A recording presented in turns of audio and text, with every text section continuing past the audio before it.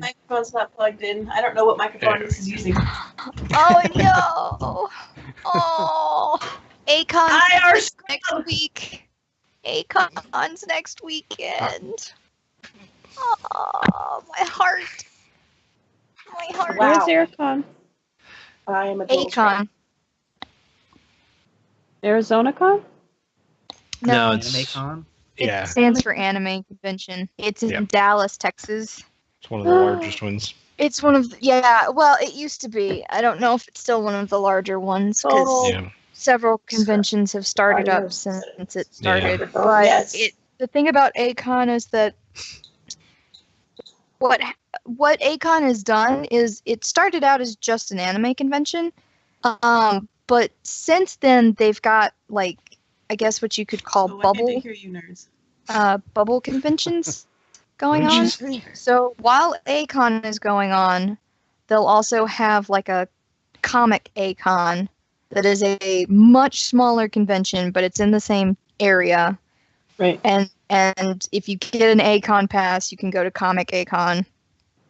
Well, what they've started doing recently is they've started Doll Acon, which is, I believe, the largest ball-jointed doll convention in the U.S. And they actually will bring over the doll creator, like the sculptors, so you can actually talk to the artists who make these dolls. I mean, most of them are Chinese and Japanese, so you have to talk with them through a translator, but you can get the chance to talk with them. And Ring Doll, my favorite doll company, goes there every single year. Stop talking now. Graph appears to be done with this conversation. No. That wasn't to you. I think that was somebody in the chat. Oh, okay. No, it wasn't in my chat. Uh-oh. It was to some asshole in my screen. What? I'm confused. Are you? What? You not like that? To be fair, this is my last one. Ding! I have one left too.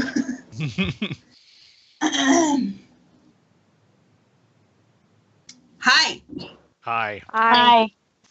So we kind of made a mess of things.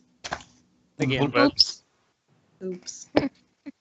Just, I mean, we didn't strong arm anybody this time, but we may have accidentally fucked over someone's life. Kind of. May have. Yeah. As you A do. little bit. As you do. Also, nobody noticed this, Okay, I have but to get off the internet now. the sorcerer might be a little pissed with me. I don't think necessarily you per se, but Well, I wasn't overly nice to him. I guess you wouldn't know because you don't know Draconic, but it's fine. wait. Oh, you said sorcerer. Yeah, that last confirms Sorcerer. that I am a dead dragon. Not wizard. Fair enough. I think he's kind of upset with most of us. Oh, whoops. I screwed that up. 1 second. I said sorcerer. You think wizard. I meant the dragon boy. No, that's what I mean. I think he's kind of upset with most of us. We had some good Yeah, I conversations. wasn't talking to you. I was talking to Robin, who thought that Yeah. you were correct, Steveling, for once. It was the first time for everything. Hang on. Something weird's going on here. I don't know Yeah, what's we going on. lost a Dav. I don't know why it does that. Anytime I flip off of that, it kills my camera, and I don't know why. Well, you shouldn't be Stop slipping off of flipping things off of it. anyway. Your dexterity is really low. And I don't think you have any points in acrobatics. Screenshot number 1. Thank you, Aya. This is off to a rip-roaring great start. Oh, Rycon.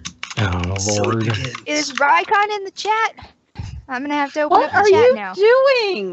No, I don't know. I think he's stabbing somebody in the head.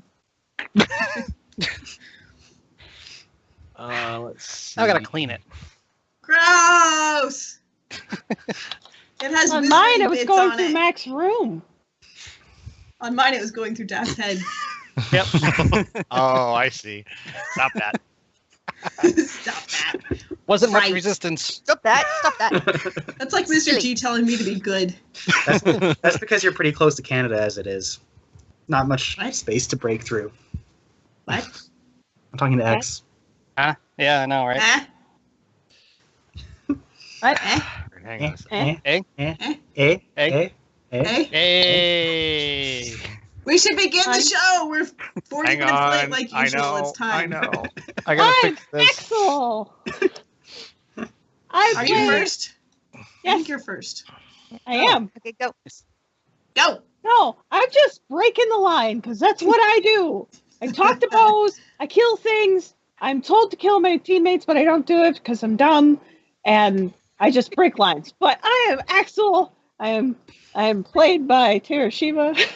Me. I would like to point out that she's telling the fourth wall that she's told to kill her teammates, but not her actual teammates. Yeah. Yeah. There's distinction there. Yeah. We don't know this. Nope. It's like 16 No, I I mean, there walls have of been no. there have been a couple of times where she's been very threatening to the party.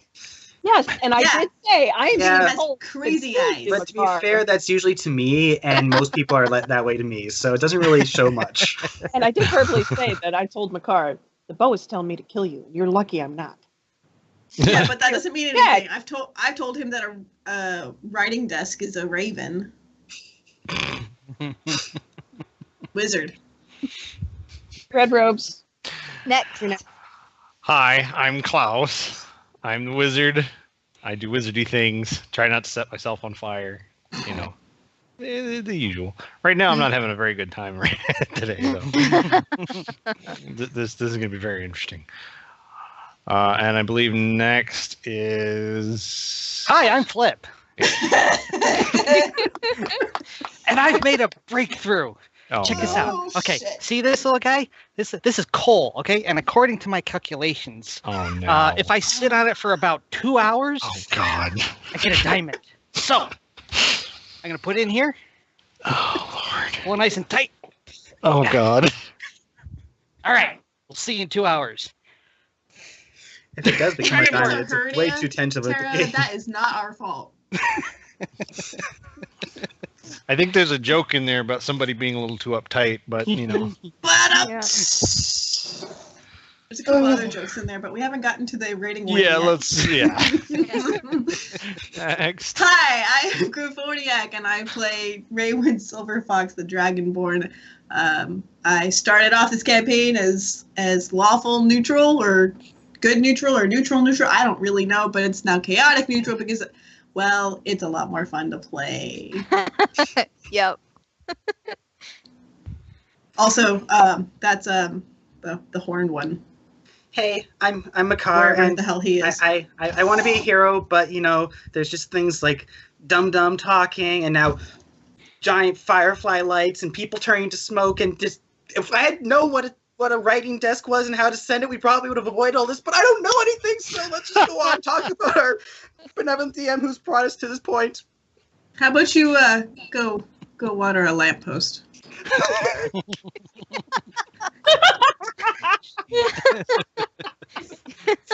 I don't need to I go. had forgotten Sorry. about the metal tree. And our benevolent DM seems to say, but we should warn you that we are adults. We're going to use adult language and tell adult jokes and talk about duck penises, even though it was just the one time. We will never let it go. So the Never other day, going I- to give it up. Okay. Never going to put it down. Crap. But I am a dead dragon. A little bit. Bye, guys. all right.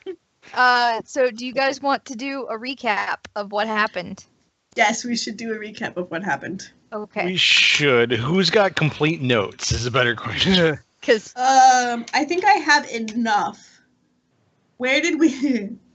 I forget where the last one started though. That the I last should one know. started with you guys. Colby was still with you, and you were in Right. the entrance to the dungeon, and then you went and found the lantern. Right, we shoved Colby into a cage. Yeah, you shoved him into the cave. Yeah. Okay. So I'll tell the notes if someone will lead me in. Previously on Heroes of Thyr. Yeah, yeah. So we had crushed the boss, and the priestess slash shapeshifter slash whatever the hell she was disappeared with her minion, but left us with Dragon Boy, who turned out to be Colby, the one who disappeared from our party very, very, very, very, very early on. And there's a little bit of bad blood between Silver Dragonborn and half red Dragonborn sorcerer jerkface. So things got interesting. I tied him up with my very expensive silk rope because it was, light. And it Well, doesn't now you take a have whole 3 lot of- silk ropes. I don't know why you're complaining. You have I more tied him up silk with my ropes now. very expensive silk rope, and I carried that heavy ass through the dungeon. We were still looking to find the lantern that God of Chaos, whatever the hell his name is, had sent us to go find, and Wizard thought it would be a good thing to find it. So we. Does anybody remember his name? Yeah. Jareth. Jerkface. Jared. Okay. I just wanted to make sure you guys remembered his name. Yep. I was about to go on the whole spiel of Maui, but because I actually thought about it, it's all gone now, even though I've watched it 300 times. Hero to men, blah, blah, blah. So anyways, we Demigod decided, okay. of the wind and seas, hero of men. Yeah. That's Yeah. what it is. Yeah. that one. Maui, demigod of the wind and sea. Hero to all. Hero to all. Because, yeah, there's that spiel there. Right. 'cause There's sexist. There's three up. Shapeshifter. Shapeshifter. Maui, shapeshifter, demigod of the wind and sea, hero to all. Right. There you go. That I've only asshole seen, sent us to go find a the lantern. movie the one time. I want to watch that movie again.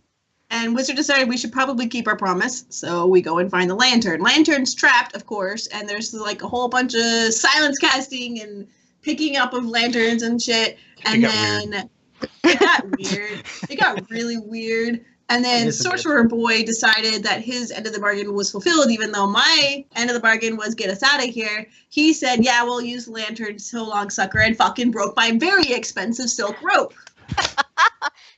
No. So we No, all touched. He acided it, and now you have 3 ropes.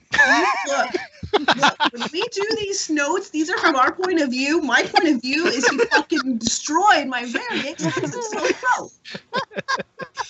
One long piece and 2 short ones. Yeah.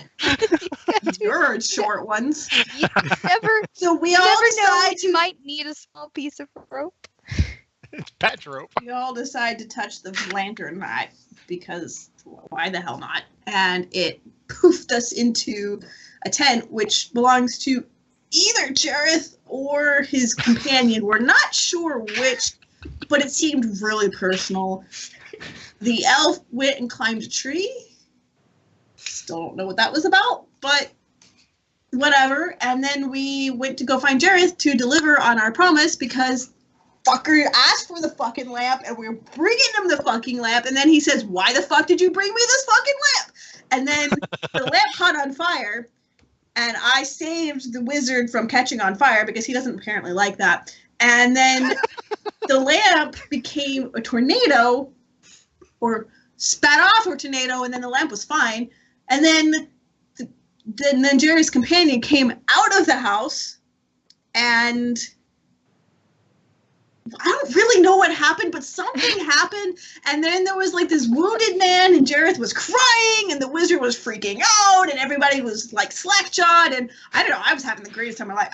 This is the best day ever. I mean, pretty awesome. I think it's hilarious. But I'm gonna break your rope again. fuck you!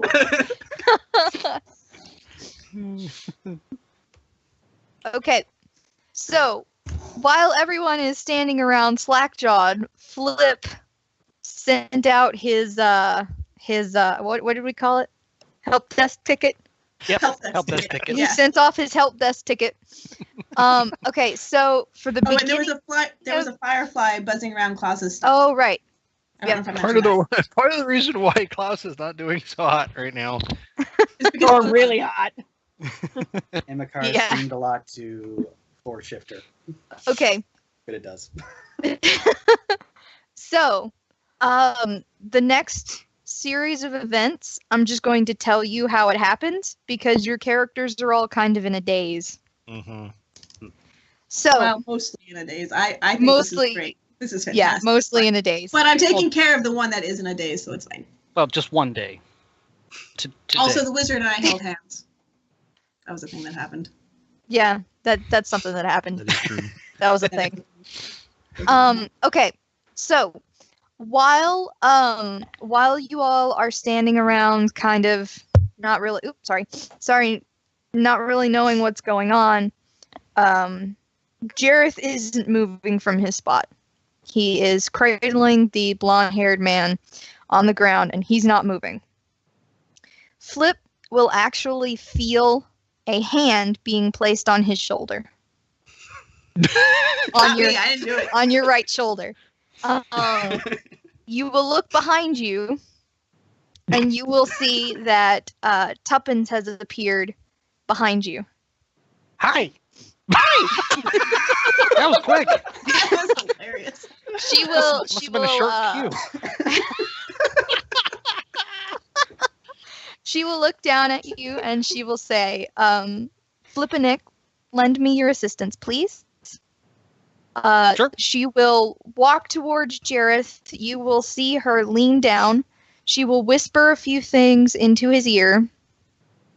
And then she will get up and go over to the house that they both came out of and will open the door for Jareth to carry his companion into the house. Flip, I'm going to assume you follow? Of course. Okay. I've been bidden to help. So, you guys will kind of, after you pick up all your gear, will go into the house. And you will notice that the house is very simplistic looking. It has a main room where there is a table and some nice, comfy looking chairs. And then right behind that is a kitchen. And then on the right side of the house is a set of stairs. Jareth will begin climbing the stairs, and Tuppence will follow, leaving Axel, Klaus, Raywin, and Makar to just kind of fend for yourselves. Flip, once you get to the top of the stairs, there is a hallway that turns left. There is a door on the left and a door on the right, and Jareth is standing in front of the door on the left. You'll see Tuppence will open the door for him and lets him go in first. Inside this room is a large king-size bed with very crisply made linen, like it's freshly laundered and nice clean linen. Jareth will put his companion down on, he automatically goes to a specific side of the bed and puts this person on it. And then he will begin to pull the other side of the blanket and kind of roll it around him and kind of tuck it in underneath him. While this is going on, Tuppence will have gone over to a basin that's by a mirror, and she will be filling the basin with water from a pitcher. She will motion you over. She will pull she has a, it's not exactly a satchel, but it's a bag that is slung over her shoulder. She will take that off, and she will pull out a book. She will hand it to you, and she will give you a piece of chalk, and she will ask you to begin copying down specific runes, and she will point to them. And you'll notice that this is super advanced stuff. But as long as you get the setup correct as it is in the book, you'll be fine. Okay. She will begin taking out other ingredients and setting them on the thing. She will also take out bandages, ointments, things like that. While you are writing, you'll probably get maybe a quarter of the way through, and then you'll realize that Jareth is standing where you need to finish writing your runes. There you go. Perfect. That's it exactly. Crushed it. Nailed it. Tuppence will notice this, and she will calmly walk over. She will begin kind of pulling at his elbow. He doesn't really want to move, but he allows himself to be kind of pulled out of the room and then sort of lightly pushed into the hallway, and she will then close the door. While you are finishing the little magic stuff, she is actually doing traditional first aid. She's going ahead and she's treating the bruises and cuts. Basically, what is going on is from what you can tell, is a mixture of some sort of very powerful healing spell combined with some sort of divine spells that you're not able to understand. Super advanced stuff going on here. Okay, so yeah. So, the 4 other guys, you will hear the steps above you, like they're clearly in a bedroom above you. You will hear the door in the hallway being lightly closed, and then you will continue to hear the soft footsteps from the floor above. Now I'm going to hand it over to you guys. Flip, obviously, we know what you're doing. Everybody else, what would you like to do? Also, well, Klaus, your backpack is shredded, so you're just I'm kind sure. of holding. Like You're just kind of holding holding my all your stuff. Why can't I hold all my stuff? Sorry like that. about that. I'm just gonna be staring out the window. Okay. There I'm are looking to the people wizard. outside the window who are like picking up things and starting to put them back where they got knocked from. Mm-hmm. I'm sorry, I interrupted you, Graf. Oh, I'm just looking to the wizard. Okay. Wizard. I'm still trying to process what all just went on, and yeah, I'm probably still not in the best condition, but I'm slowly coming back. Okay. Tiefling. What you doing? I'm kind of in sensory overload, where you really want to do something, but you can't process enough to move at the moment. Process. Right? Process. Nerd. Okay. Did you say process? Process. Process. You know, I'm sorry, it's funny. you know Besides, when you mispronounced my name earlier today, so you just it's kind of hard to process when you've been ootin' a boot so much.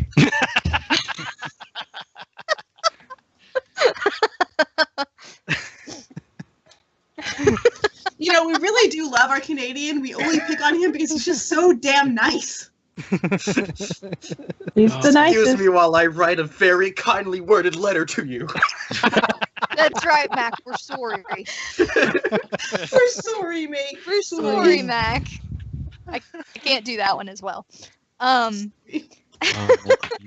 right, so in that case, some time will pass. You're not really sure how much,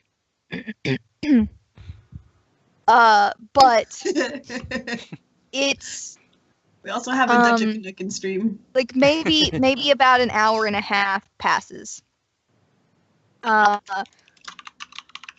Flip, you will notice that once the runes have been placed and once Tuppence has finished tending to like the immediate injuries, she will pull the shield off of her back, and you'll realize that the shield, it's a lacquered leather thing. It's actually a holster for a harp.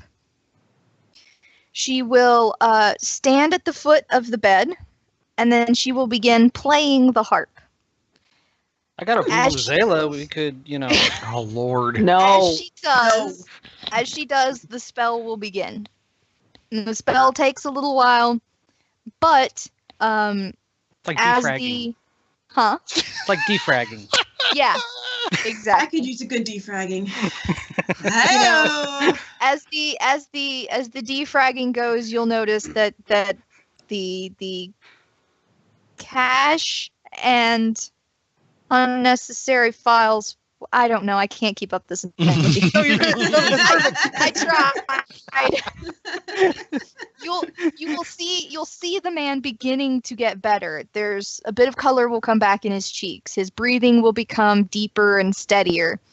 He doesn't seem to be waking, but he definitely seems more comfortable. A peaceful calm kind of settle on his features. As this is going on, you'll notice that there is a rather large, shiny scar at the bottom of his neck. And you'll notice nothing is happening to that. All right. We're gonna flip back to the other people. No pun intended. Heyo! I don't know. I'm trying to keep you guys engaged. No, you're fine. So by this point, you guys will notice that the footsteps have stopped, and you will hear soft music coming from upstairs. Would you like to do anything now? Would I recognize any of the music? No. No. Okay, good. No. Obviously, it's a harp, but Right. to your ears, it sounds like more than just a harp. Mm-hmm.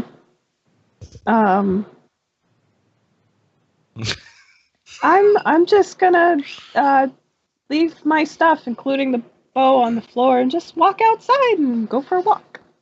Okay. So, She Okay. does This is too much for I'm me. gonna pick up her bag and set it on top of the I don't want to see that bow. okay. You're gonna kind of like roll her pack over so that it's on I top. feel of like the it's watching me. What I'm trying to do is keep It it is. watching me. All right. And I kind of make eye contact with everyone in the room, but I don't say anything. I just do it.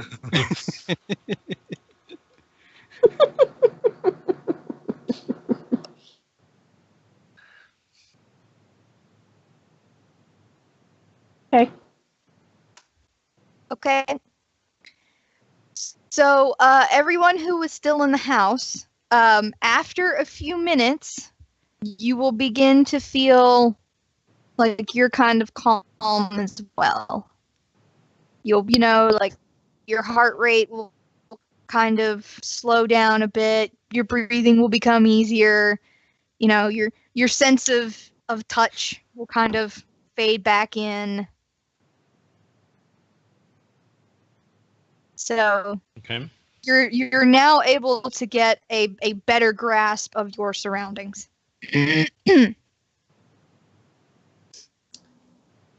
Okay. So, tiefling. Oh, what were you gonna say, Graf? Still waiting on the wizard. Okay. I'm at the point now to where I would most likely be able to at least converse somewhat. The shock is starting to wear off. Let's put it that way. The harp is helping. Okay. So, for funsies, Graf, Klaus, and Makar roll a roll percentile. Percentile? Yeah, this is again? gonna be perception, but for the sake of making it easier, I want you guys to roll percentiles. How do I do that again? Out of curiosity. You right click the dice in the middle and it'll show a little percent button. Great! I crushed it. Okay, so Makar and Klaus, As you begin to kind of calm down, you'll notice, wow, this house looks a little familiar. The layout seems kind of familiar. Oh, I know. Been here before, Red Robes? It seems familiar. So since Klaus got the higher percentage, Klaus, you'll be able to recognize that this house is laid out identical to Jacob. That's what I thought. Yep. Yeah, just for just for funsies, you guys noticed that. Gotcha. I knew the description sounded very familiar. Yep. I'm still staring at the I bow underneath I the also wanted you guys to realize it, so everybody in the chat doesn't think I'm just a bad cartographer. I may be bad at coming up with names, which is why every woman in the first chapter was named Beth. But I'm not that bad. Hold on one second. Pokemon. Steve. Beth and Steve. Damn it, Steve! Okay. I'm supporting like 3 movies at the same time. Yo. So, did I ask Makar what you were doing? No, you started to, and then we went to Graph. Oh, okay. You know what? If I'm calm, I'm going to. Axel said that she left the bow behind, right? Yes.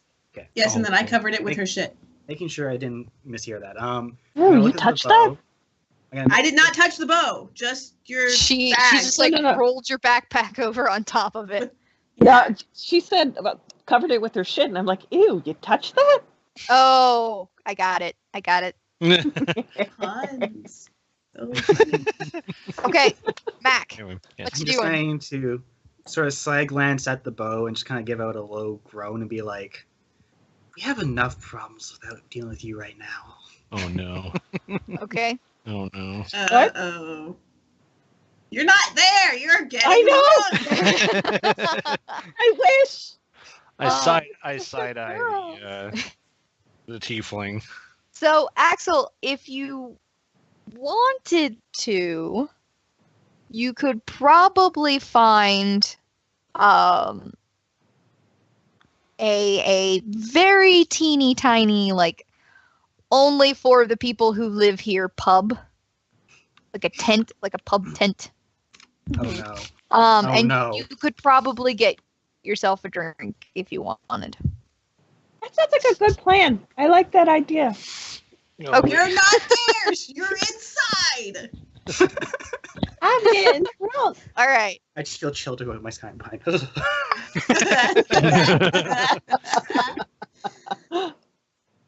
There's no way this goes wrong. It's fine. Oh, darn it! We've got to find something else that no one can speak. I forgot that Iris could speak that. Okay. Who Flip. said it then? I thought Iris said it. No, I said it, but it could only be understood by the rat. Okay, well then I didn't hear it. Okay. Okay. I was saying it just for funsies. Well, for funsies, Okay. that's hilarious. So That's So- actually hilarious. tell it to the cleaning lady on Monday. Oh Lord, here we go. Okay. She does. She does. Okay. I can't not say that whole line. It's so hard. Focus! Focus! Flip. So Flip. Tuppence will stay in place, and she will continue to play the harp until the spell is finished. At which point, as magic typically does, the runes will have cleaned themselves up and all that jazz. She will put her I almost said bow. She will put her harp back in its little lacquered leather case, and she will sling it back over one shoulder. She will then go over to, there is a door to this to the right of the entryway. And she will open it, and it's a closet with shelving and everything on it. And she will take out a white cotton shirt and some brown pants, and she will leave them folded, but then she will place them on the bed. She will look to you, and she'll say, "I think we should let Mannix sleep for a while." And she will go over to the door, and she will open the door and sort of just stand and wait for you to pass. Okay. When you get into the hallway, you'll notice that Jareth is sitting on the floor next to the door with his knees in his chest, and he's just kind of sitting there staring at the floor. When Tuppence comes out, she won't close the door behind her, but Jareth will jump up, and he will say something to her in a language that you don't understand. But it's very fast, and it's very there is an urgency to his voice. Yeah. Yes. Tuppence will answer him. She'll put her hands out in front of her. She won't actively touch him, but it's a calming motion. And she will answer in the same language. And she will, basically, you can kind of infer that she is telling him everything is okay, just calm down. She will quickly move out of the way. Is she telling the god of chaos to calm his tits?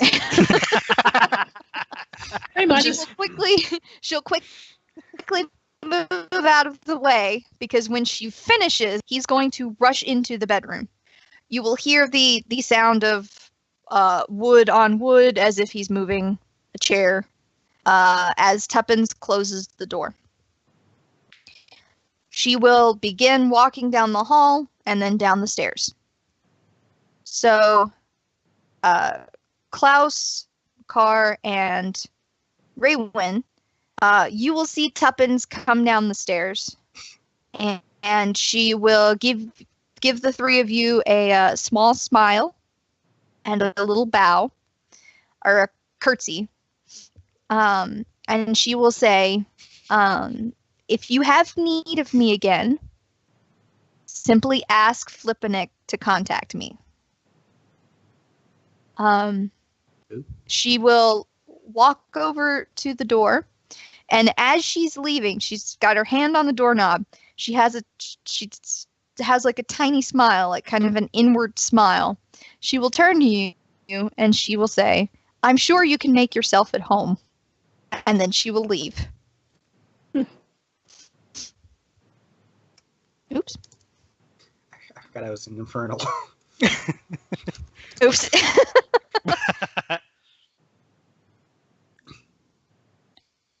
All right. Flip, do you descend the stairs as well? Yes, I do. Okay. Nothing so for me you up there. Yep. You see and hear all of that.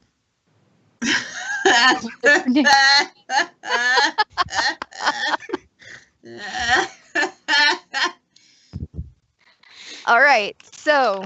Oh, crap. I didn't ask her about the book.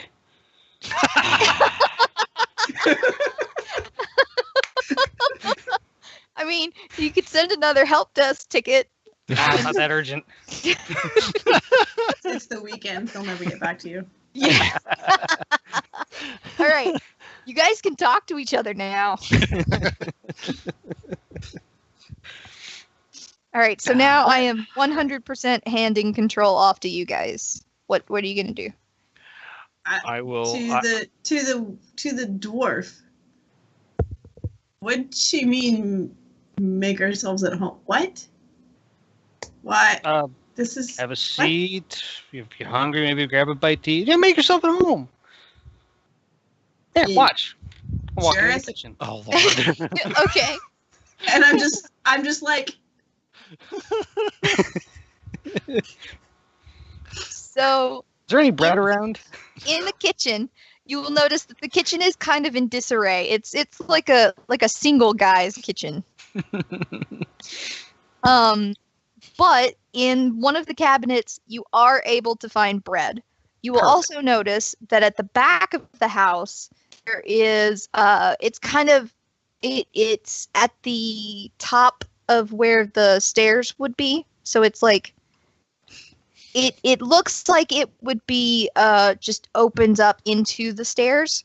But if you look in it, it actually goes down into like a little basement. Oh, cool.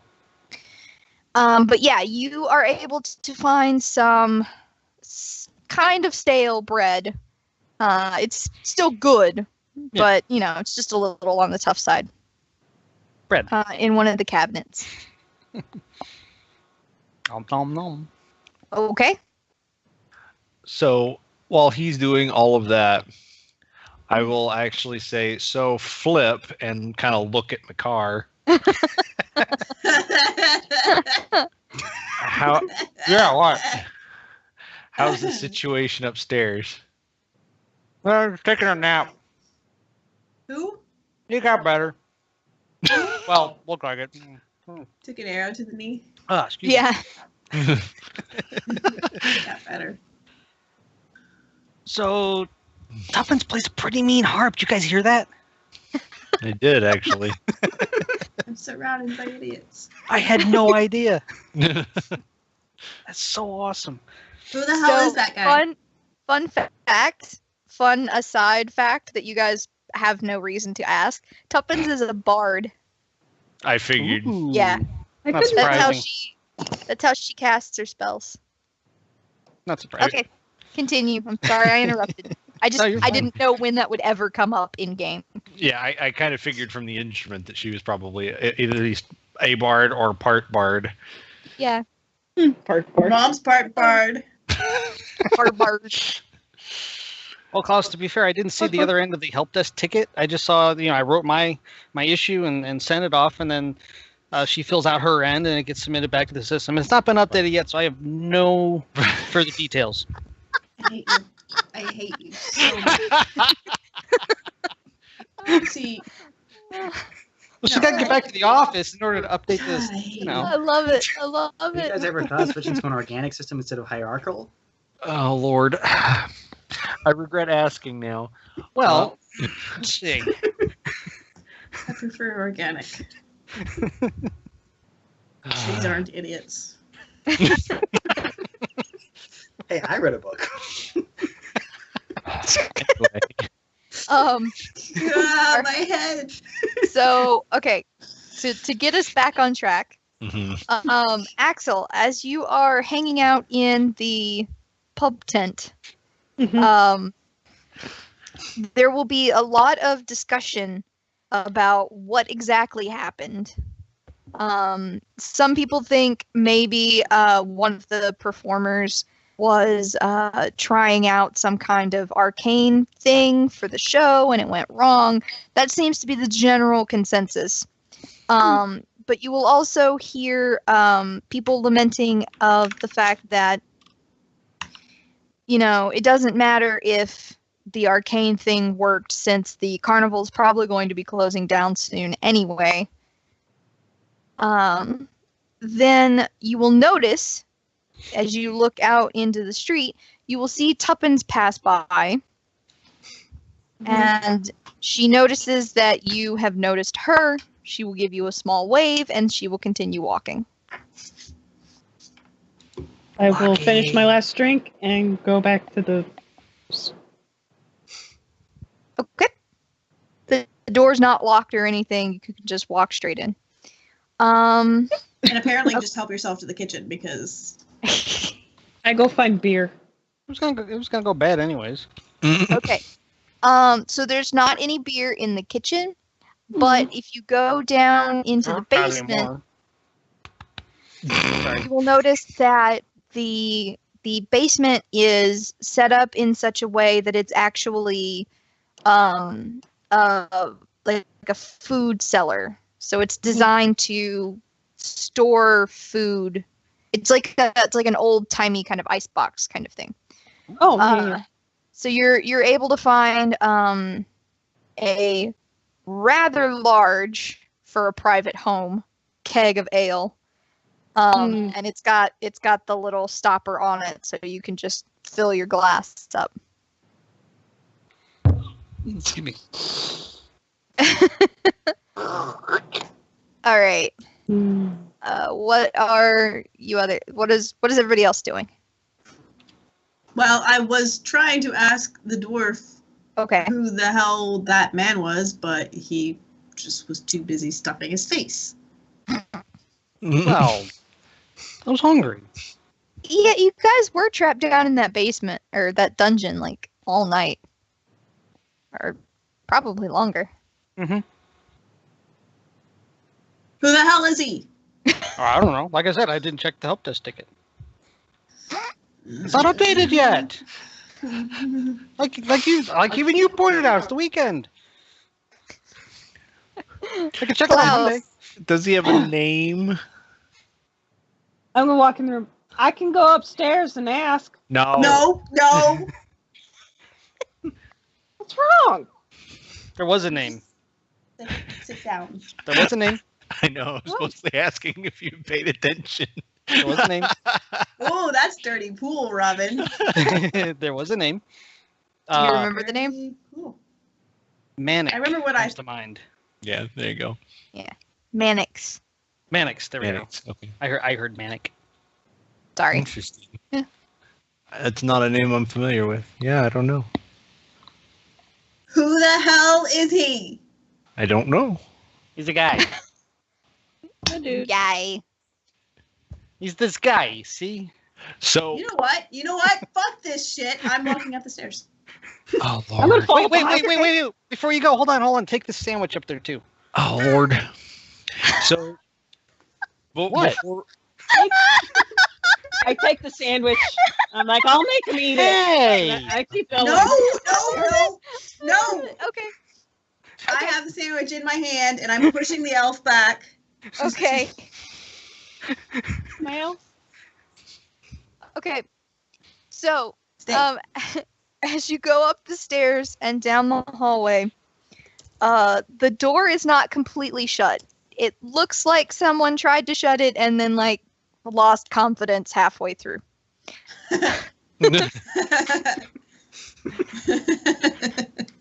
That's a really funny description. Do you? Well, have you ever like, Yes, I do. It's, Okay. it's perfect. So It's perfect. do you open the door and go in, or knock first, or First thing I do kick is I down listen. the door and just throw? No, the first thing sandwich I at do is him? I listen. Suddenly dragon. Okay. First thing I do is I Um, listen. It's very quiet in there, Okay. 'Cause you but never- obviously you can hear that there are people in the room. There's just no talking or anything like right. that. Some shuffling around. shuffling, breathing. Right. So first thing I do then is stand to the one side so I can see in the room through whatever's open of the door. Okay. You will be able to see that there is a person lying on one side of the bed, and you can see that like they're clothes. They have one arm like over, and the blanket is pulled up all the way to their all the way to their chin. And that's all you can see. You can also see that like the room is like nicely furnished with nice, well kept furniture. Very well decorated. I'm going to simultaneously tap on the door with my claw so that it's like I'm kind of knocking, but I'm also gently pushing the door open and poking my Right. head in. Okay. So next You couldn't to manage that. Don't even try. next to the person in the bed, sitting in a chair, is Jareth. Mannix is laying in bed. He's asleep. He's got several pillows like propped up around his head kind of haphazardly. The blanket is pulled up like as far as it will go, and he's kind of like awkwardly tucked in at the sides. Jareth is on the edge of his seat, so he can get closer to the side of the bed. He's almost like just kneeling next to the bed and foregoing the chair entirely. And he is holding Mannix's hand with both of his hands. And he is just staring at the man in the bed. Does he look up when I poke my head in? Nope. Doesn't look up. Although it seems like maybe he's aware that you're there. Like obviously he had to see you come in. Yeah. He's just not looking. He's distracted. He's visibly distracted and actually still visibly distressed. So I'm gonna step fully in the room and stand there for a minute, just surveying the scene. Okay.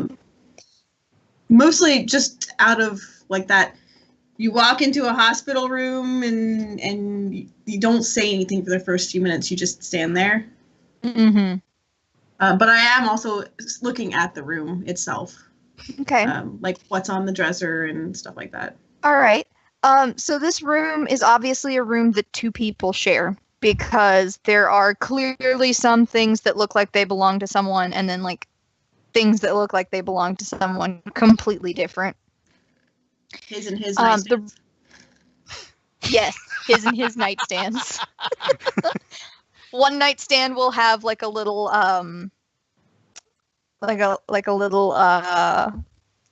candelabra next to it, and like maybe a book or two, and the other one just has like drink circles.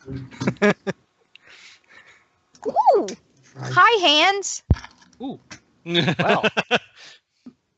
Hi. Hi, Matt. Thanks, Matt.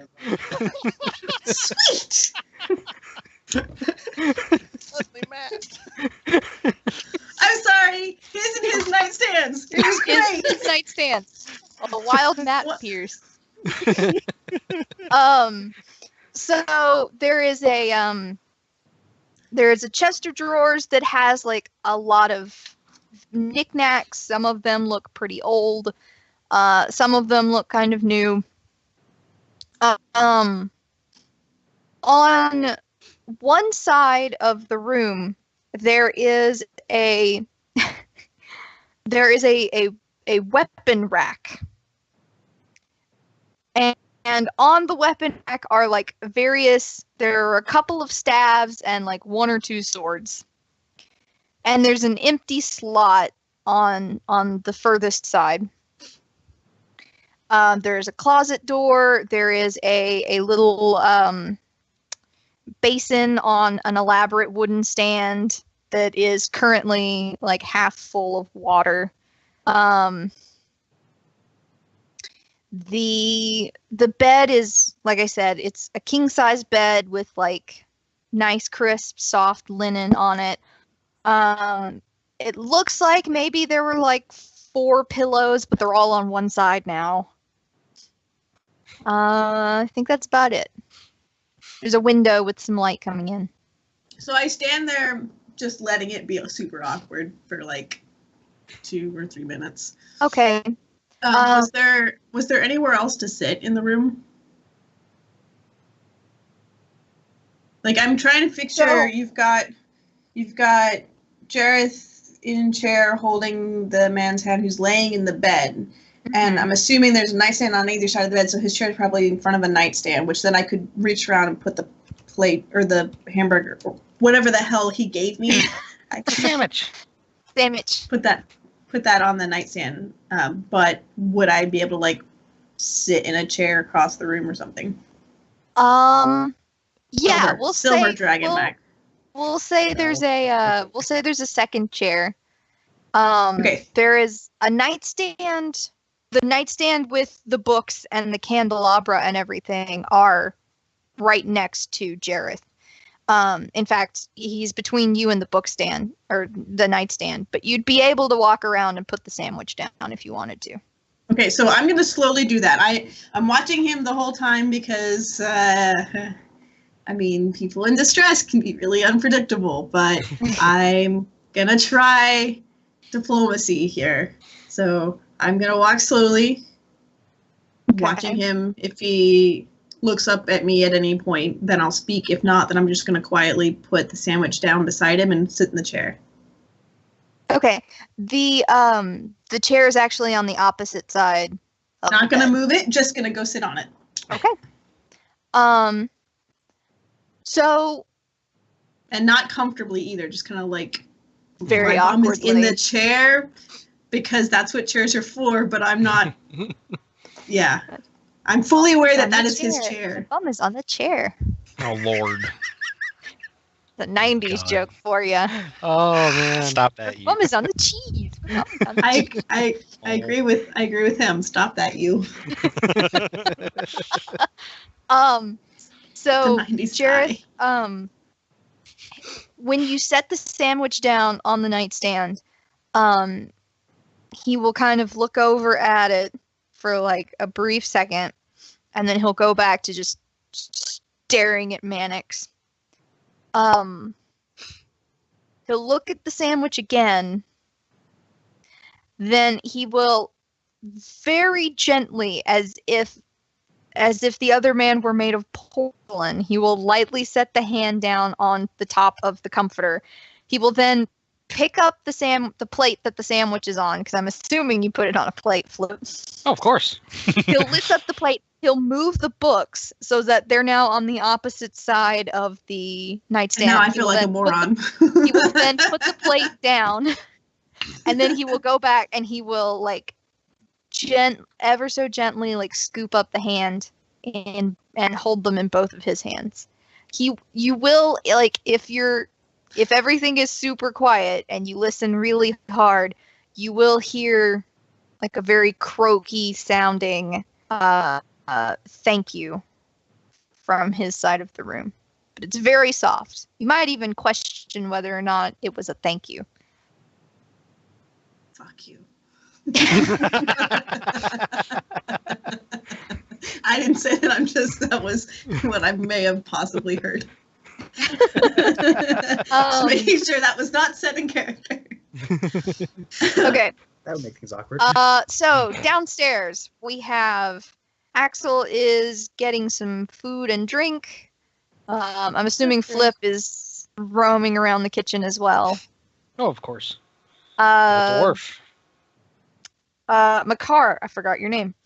Makar. I forget everyone else's name, so we're even. What are you doing? I'm kind of anxious. I'm kind of stress eating some stale bread. Okay. All right. Klaus. So I would probably look at everybody else and then just say, "Hey, I'm going to step outside for a moment." So before you do that, did you pick up the lantern with your stuff? Since the lantern was kind of near your stuff. I tried and they held me back. Yeah, I So wouldn't let him touch it. Okay, so the lantern is still outside? The lantern is likely still outside. We probably would have picked everything else up. Okay. All right. So you say you go outside? Yes. Okay. You will see the lantern. I'm not in pay attention mode, so I probably would have left it. Yeah. Right. So you'll see that the lantern is still on the floor or on the ground outside. No one has touched it. In fact, there's no one around. Okay. So what I'm going to try. Okay, I'm sorry. X made a face. You can still hear people. I mean, obviously you're in a town, so there is still like the sounds of a town going on. Right. But you'll notice no one appears to be walking down this section of street. Right. People are avoiding this little area here. Right. So I'll have my spell book in hand, and I'm going to kind of just quickly leaf through it, make sure that my spell book itself was not damaged. Yeah. Still intact. Still intact. Maybe slightly singed in places, but right. There wasn't any like major damage done to your stuff. Right. So what I'm going to try and do, to try and keep my mind off of what just happened is I'm going to try and just go and focus on something else for a little bit. So I sent you a message. Did you see it? Yeah. Did you? Oh, I'm sorry. It got lost in the Makar stuff.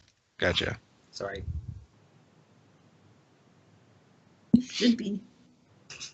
Always am. Isn't that? Okay, hold on. Pause. I don't I'm have sorry. any of my books, so now I have to go and get my books. It's a Thanks, first level. Dav. It's a first level spell. Is it? No, it's not. It's a yes, fourth it is. level spell. No, it is a first level spell. In 5th edition is first level. It's not. No.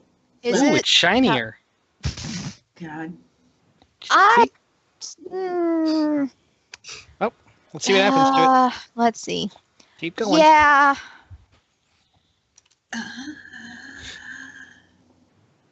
I'll let you try it.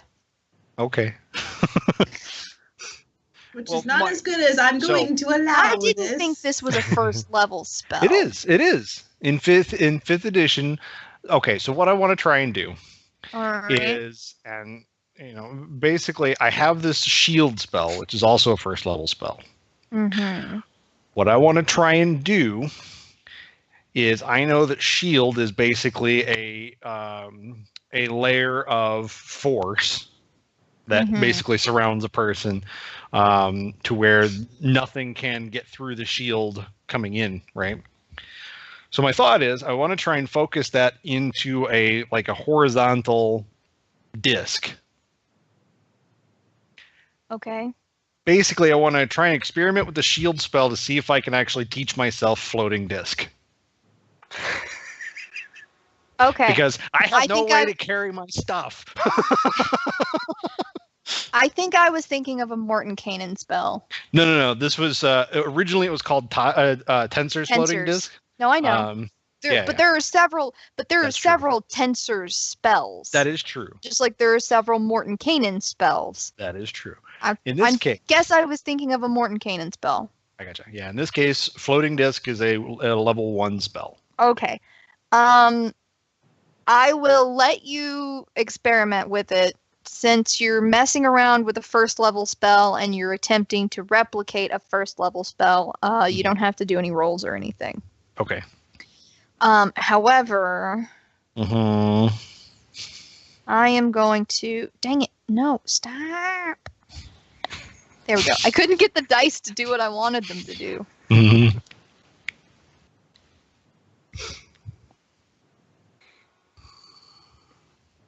Okay. It's gonna take you a couple of hours,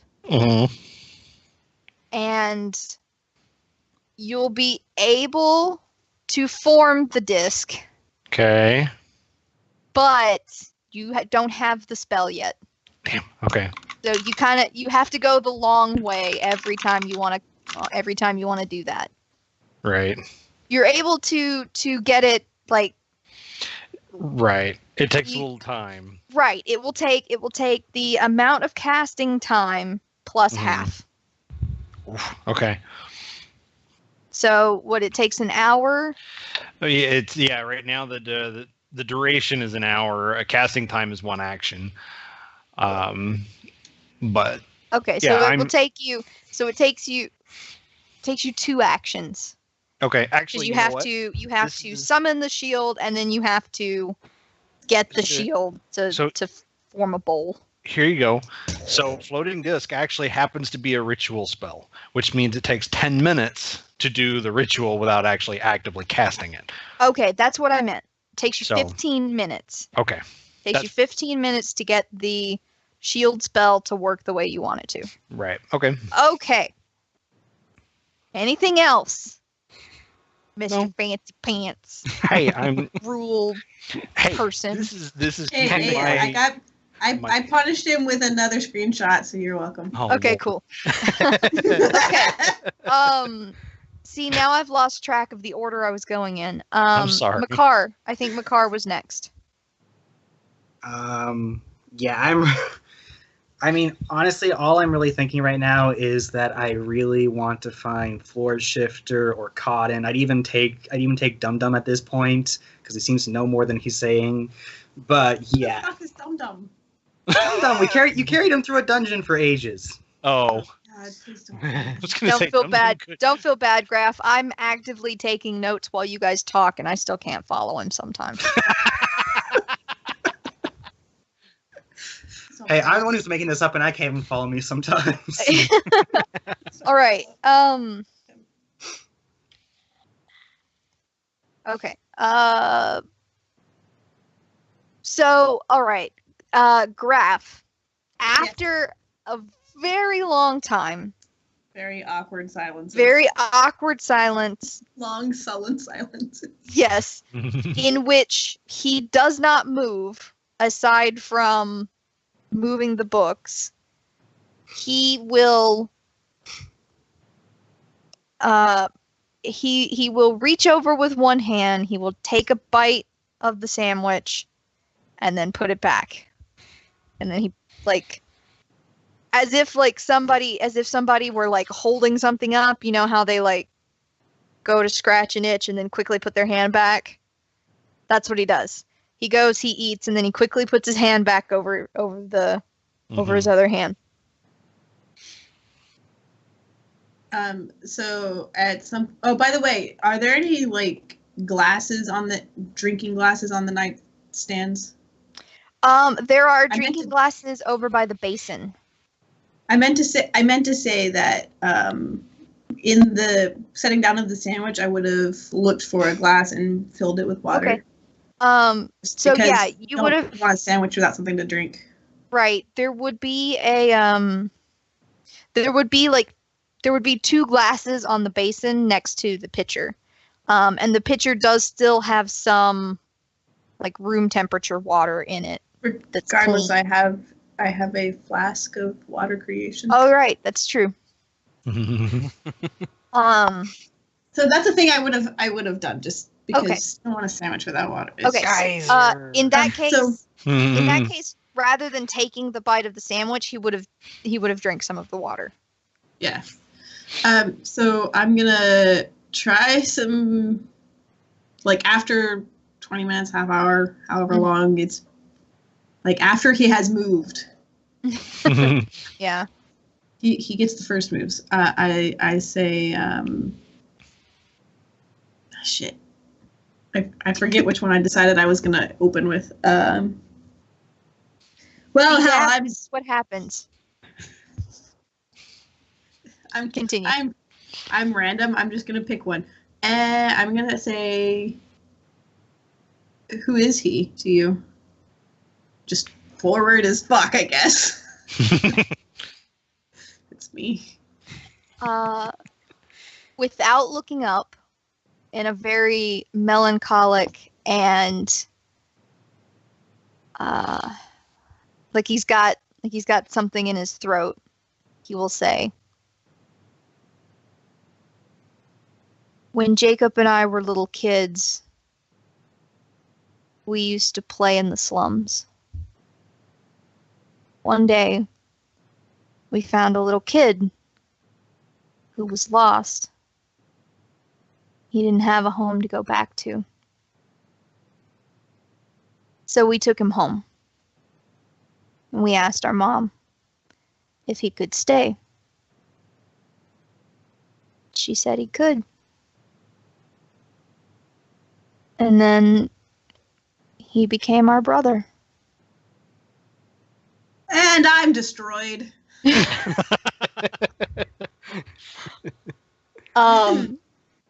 He will continue on saying, "Everyone that he knew had abandoned him because he had a gift. He had a gift of fortune telling and divination. So, since we lived in a circus, it was the perfect place for him. He made friends. We would play when the circus was closed. He would help Jacob and I with our shows.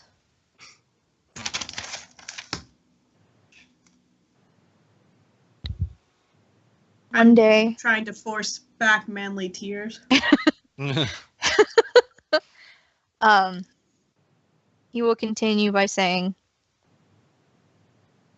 one day, I was practicing my show.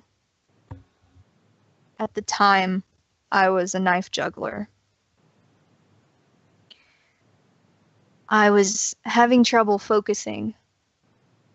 And so Mannix told me that I couldn't get the trick right because I didn't have something to focus on. So he stood in front of the target. The show went okay. So he started practicing with me. Until I messed up. And I'm really dying now. I'm crying. I'm openly crying. I threw the knife too close. I thought it would be good for a showstopper, but I misjudged the distance. And he will lean over and he'll gently lift the collar of Mannix's shirt, and you'll see that there's actually a big scar, like right where the neck meets the shoulder. And he'll gently place the shirt collar back down and kind of like smooth it out.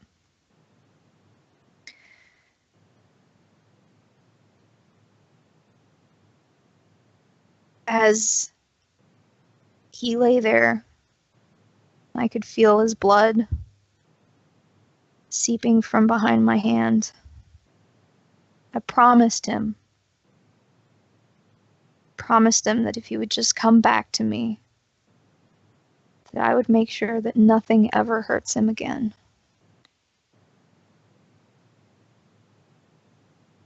And he heard me. He came back. It wasn't until much later that I learned what the two of us are, what we were. But I kept my word. At least.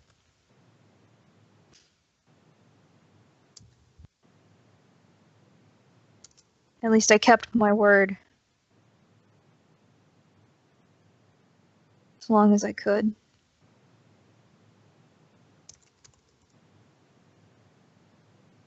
And he'll go silent for a while.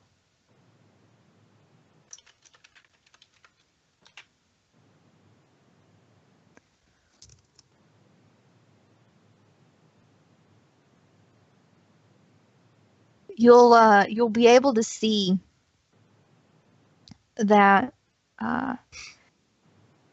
he's obviously processing something. He's got kind of a troubled look on his face. And then he'll look up at you, and his eyes are all red and kind of puffy and bloodshot. To match mine. And he'll say, the guy you're looking for is named Caliban.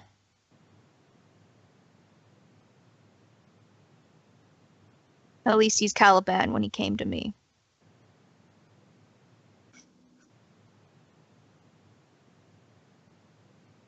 He's one of us. He's not really happy with the whole mortal thing.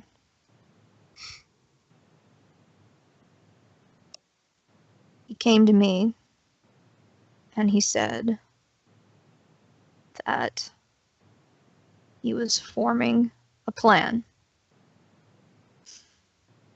And all I had to do was give him Mannix. I told him to fuck off. So he took Mannix from me.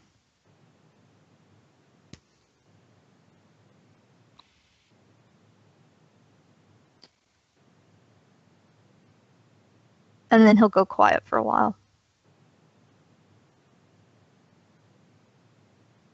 Okay, we're gonna jump over for a bit so we can let Graph process. Now you guys see why I laughed every time. God fucking damn it, Aya. Okay, Klaus. Mm-hmm. So you're outside. You've managed to get your, you managed to make your force bowl. Uh-huh. What are you gonna do now? I'm gonna keep kind of playing with it a little bit. I'm gonna start trying to set things on it and see if they stick or if they fall through it. You know, that sort of thing. Okay. Just trying to fine tune it, trying to kind of work it into the disc. Okay. Just gonna keep playing with it. You're never gonna fully get a disc shape. It's always gonna be a bit of a bowl. I don't care what shape it is as long as it can hold my stuff. Okay. You Yeah, know I we have can. a tailor in the midst. It'll Right? hold your. Huh? Just saying, we have a tailor in the party. That is true. You guys do have a tailor in the party. This is true. Just because you're an idiot doesn't mean that. It doesn't mean I can't, try and learn it. That's true. Okay, so Makar, Flip, and Axel, you guys are still in the house. I'm gonna try and distract myself. Is there anything to read around? Sure. There is a bookcase with a small collection of books. The weirdest book I can find, read it. Okay. They'll mostly be like books of poetry, books of myth and various lore and stuff. They're all very well tended to. What? I'll take the mythology and lore. That sounds interesting. Okay. So it mostly seems to center around human lore and human mythology. But it does kind of branch out into some stuff about how the races used to interact in the past. Wait. Does this book actually specifically state that it's mythology? Yeah. Okay, Yeah. good. It'll yeah. The book will be titled something like the myths of men or something like that. Okay. Is it okay if I Norse anthology? aim to try kind of like as I'm browsing, I'm specifically looking for any history of mythology of how humans viewed infernals or demons or anything that we've seen so far? So actually, you will probably find a version of kind of like Grimm's fairy tales. Oh dear. Yeah, and you can kind of infer what kind of stories you'll find in there with regards to infernals. Usually they're portrayed as tricksters and not wholly nice people. I'm not tricky. I just forget things. All right, Axel. I'm had a few drinks. Okay. Are you getting drunk again? Where are the Yep. Cheetos? Pretty Where's much. the Mountain Just- Dew? Where are the Just have fun distracting girls? myself. Are there any girls there? I want to do them. Oh You know, the my. people Okay. who watch our YouTube episodes hear that pretty much every other episode, and Oh they're my like, God, "Oh my yeah. god, will you guys stop with the joke?" Probably. We will not. Yeah. We will not stop with the joke. It's No. our Never. favorite joke. You sit down. Never, never, ever. All right, Flip. Okay. Flip is, or since Flip is loosely based on when I worked IT in college. One of the things that I did, Mm-hmm. I would fix a system, whether it was in a lab or in a professor's office or what have you. Mm-hmm. I would, in my rounds of just wandering around campus, would check up on things that I have fixed and just make sure they're not, it didn't come back or, the fan didn't stop working again. Knowing that, and judging by how long Raywin's been upstairs, I'm going to go upstairs. Okay. So, as you go I will have shut the door behind me. Okay. That's fine. I expected it to be shut. I thought it was shut when we left. Yeah, Jareth intended to shut it, but, like I said, he lost motivation halfway through. Yeah. So you will hear, from inside the door, you will hear soft speaking. And it's a lower register, so it's obviously Jareth talking to Raywin. But you'll probably be there towards the end of the conversation. Okay. Okay. Mhm. So are you gonna knock? Just open the door, hack it down with your hammer, Back downstairs, maybe. kick down the door and yell a movie quote? No. Get to the chopper! Would be the most inappropriate thing to say. Yeah. You know what's In a funny? lot of ways. Man, I hope the Pathfinder game leaves me an opportunity so I can kick down a door. So I can kick down a door and say a wholly inappropriate movie quote. something from a romantic comedy. Just kick down the door and go, "You had me at hello!" I've always wanted to do something like that in a game, but I'm never the one that's kicking down the door. Okay. Try chaotic neutral. It's a lot of fun. Mhm. I will have raised my hand to attempt to knock at the door, and if I'm catching the tail end of that, having kind of heard the tail end of it, hesitate. Okay. So, the conversation will start to slowly die down. I have processed. I'm just waiting my turn. Okay. In that case, we did Axel, right? You're getting drunk. Yes. I'm drunk. Yes. Okay. Then we'll go back to Raywin. Okay. So he says all of that, and he leaves with, he told him to fuck off. I start fumbling. I'm still crying. I'm not even trying anymore. Okay. And I say,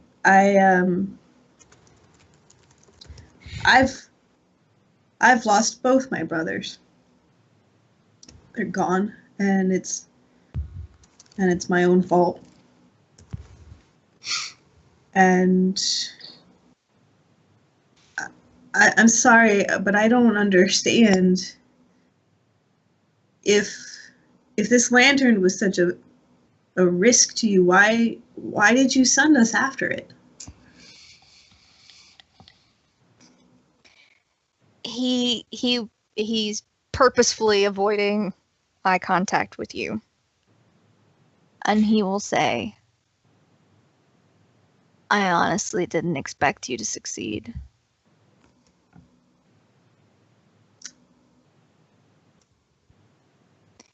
I didn't have any hope that Mannix would ever be brought back to me.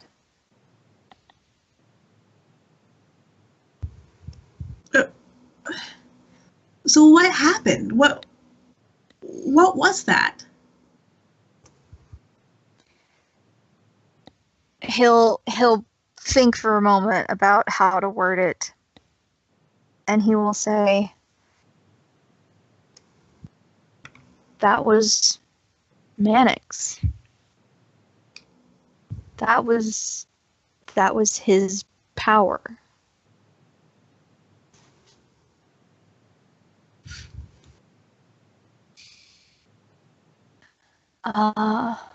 Let me see. Okay, hold on, because I got to think about how to word it again.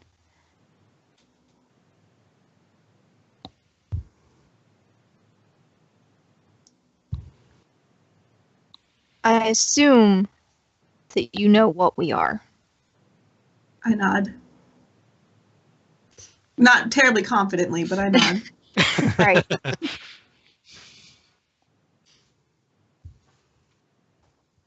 It is Mannix's duty to care for you mortals when you become lost.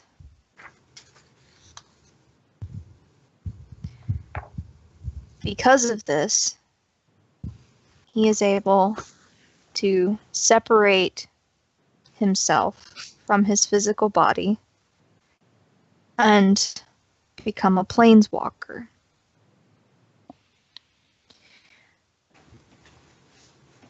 When he does this, he seeks out lost souls of mortals, and he makes sure that they're able to pass on.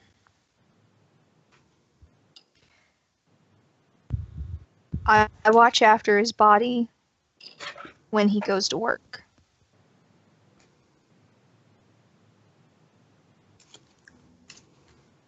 Somehow, Caliban was able to separate Mannix from his body and trap him within his own sigil, his lantern.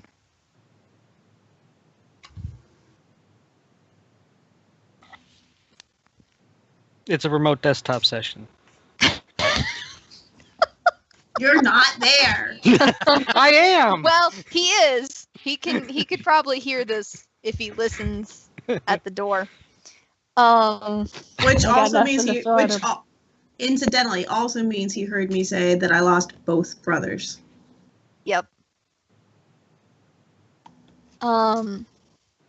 Well, he was there when you lost one of them. Thank you, DM. He may not be aware that I blame myself, though.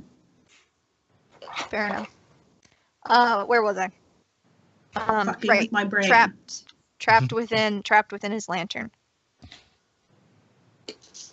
How do I want to work? So the child form.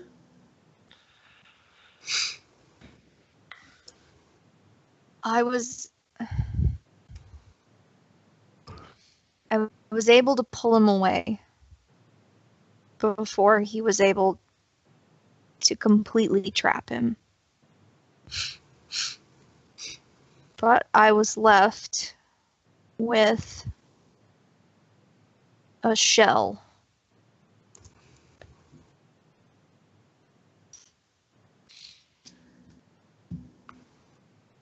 He'll stop talking there for a second. And you can kind of see him, like, he's clenching his jaw, kind of grinding his teeth a bit.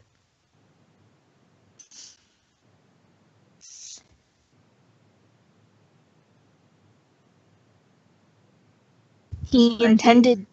Oh, I'm sorry. Go ahead. I gave you your brother back.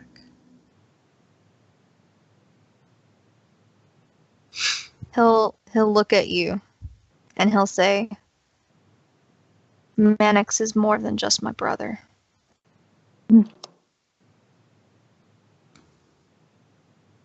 Really, Tara? If I had a Draco, Oh, okay. not.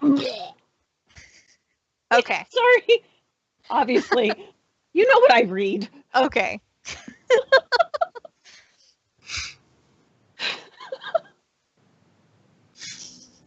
I lost my train of thought now. I'm sorry. Sorry. Yeah. So, Mannix is more than just his brother. But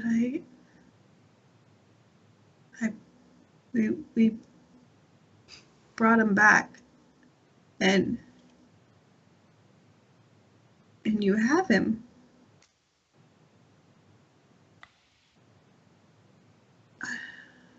I don't understand how that's a bad thing.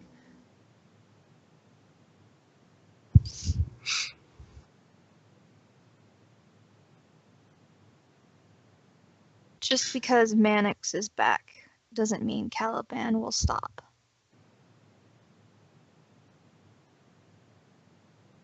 He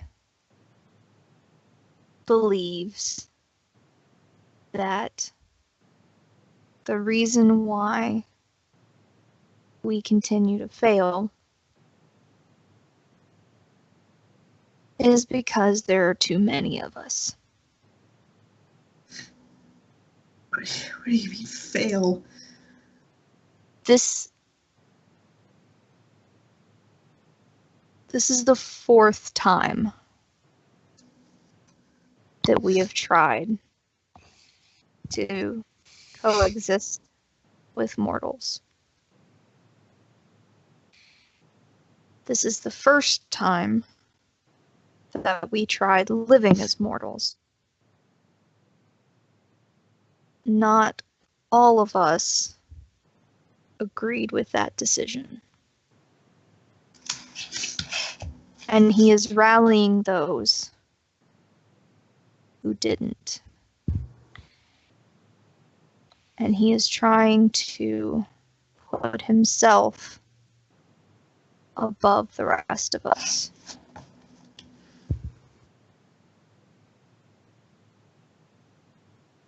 You saw what he did to Armoriel. If he had his way, he'd do that to all of us. He's getting better at it.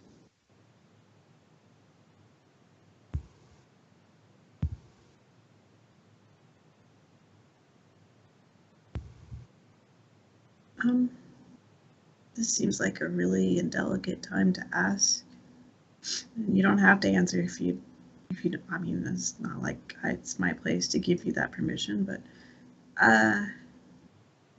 if you guys were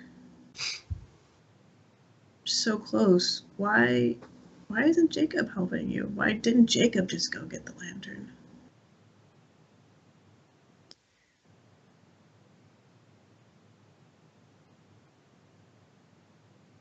He'll look up at the ceiling. He's blinking a lot. And he'll say, I know not what my brother thinks.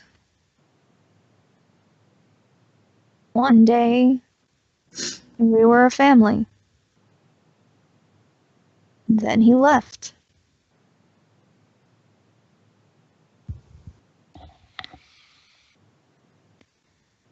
Now, whenever we see each other, we fight. We agreed to stay out of each other's territory so that no mortals would be harmed.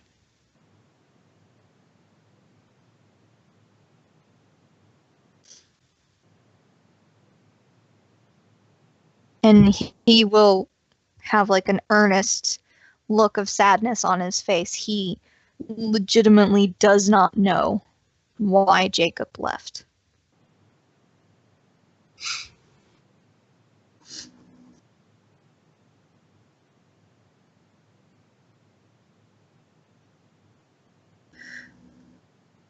I'm sorry.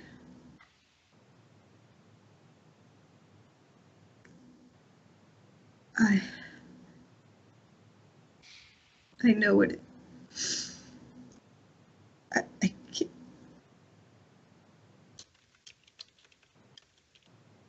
I'm gonna just stop because I got nothing. Okay. Jacob will go, or not Jacob, Jareth. Whoa. Oh, suddenly Jacob! They look identical. The only difference is beard length. Jareth will stop talking at that, and he will go back to just staring at Mannix. Flip, you heard the entire conversation, or second half of that conversation. from outside the door. What would you like to do now? Let's see. 2 knocks on the door and a slow turn of the handle.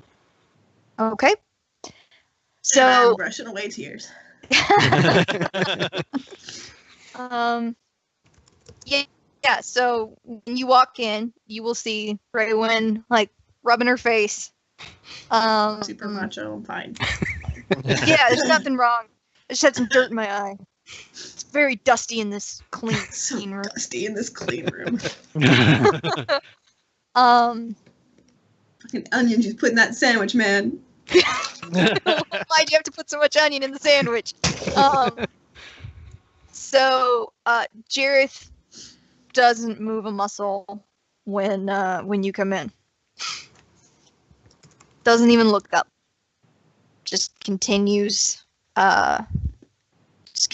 monitoring. I'll glance over Mannix and make sure nothing's out of ordinary. Yeah, everything Just looks visually. fine. Purely Yeah. visually. Okay. He's clothed now. That's better. And he looks like the bruises that you could see are like fading now.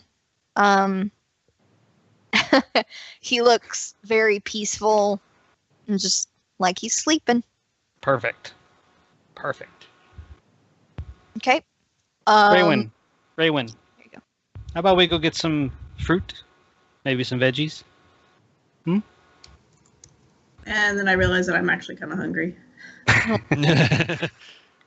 Okay. If Jareth looks up, I make eye contact with him, but if he doesn't, then I just follow the dwarf out.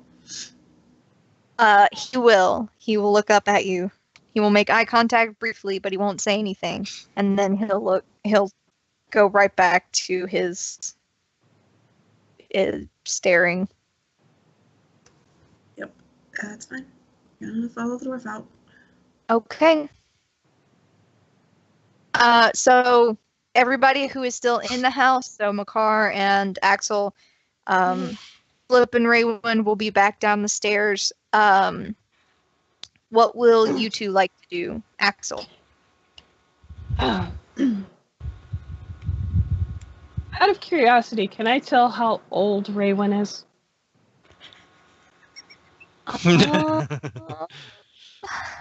Let's see. How well do you know dragonkind? Yeah. I'm over 100 years old, so. We have scales and we don't wrinkle and does DM know how old I am? I think so. It's in your Yes, it is. backstory. It's in my notes on my thing.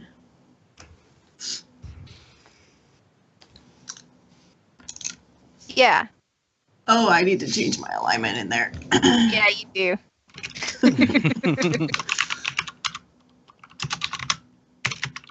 What the? Owie. Okay, just to Okay. kind of, instead of sitting there, will I see the sadness that's in her face? Can I roll a? Yeah. Let's have you both roll a d20. Okay, that'll work. Because there ain't no way I'm gonna intentionally show that. Right. Oh shit! Shit fuck! So Uh-oh. okay, you won't see any sadness, but Right. you will obviously be able to tell that she is intentionally making her face passive. Right. Nobody's looking at us right now. I'm Who gonna- came down the stairs first, Raywin or Flip? Okay, so Flip went down the stairs first. So, And I'm 6'2", I mean- so. yeah, I know. I mean, I don't know if anyone would really be paying attention. Makar's reading a book, and Flip is probably gonna. What are you gonna do, Flip? I'm heading back in the kitchen looking for. Okay, food so there you go. He's in the kitchen. I'm gonna take. Obviously I looked drunk and then suddenly I looked very sober, like just completely sober.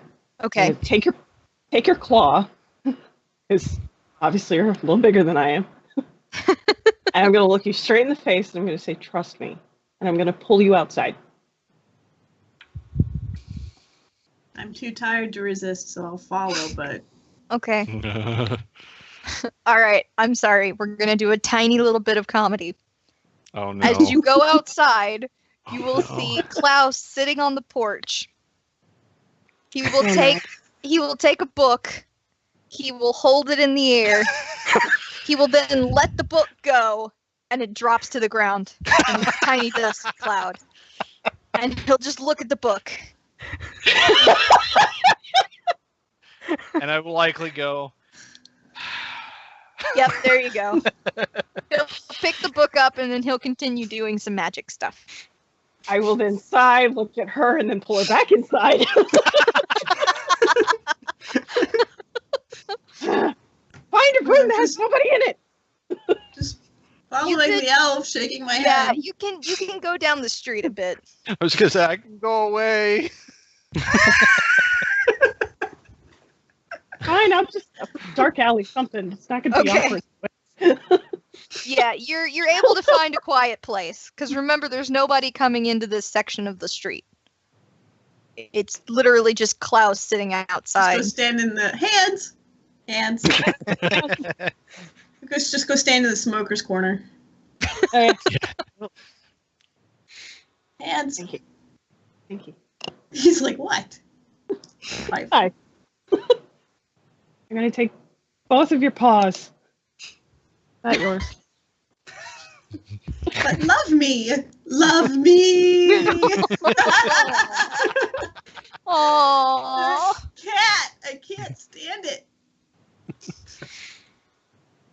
Take both of your hands. I'm gonna look you straight in the face. And you'll see tears rolling up in my eyes as well. I don't know what it is, but I know what familiarity is. And whatever you've lost, I know the same feeling. I lost my entire village, my family, my son, to orcs and drow. Watching what happened back there was the exact same thing I watched when my village burned. And I only survived because I was hunting.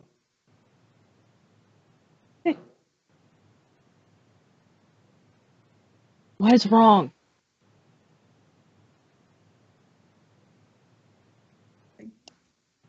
No, that cat. It's okay, Mommy. Don't be sad. Here's kisses. Oh, She gets a bonus to oh, the charisma giant- because of the oh, cat. giant weird-looking kitty. Why are you sad? Here, let me rub my face against your weird non-fur face. There you go. Oh, that cat.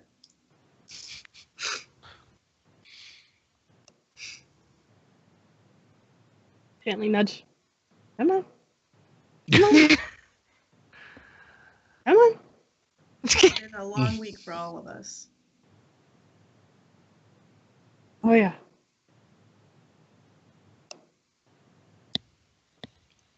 And I awkwardly squeeze her hand because I know that's how you get your hands released.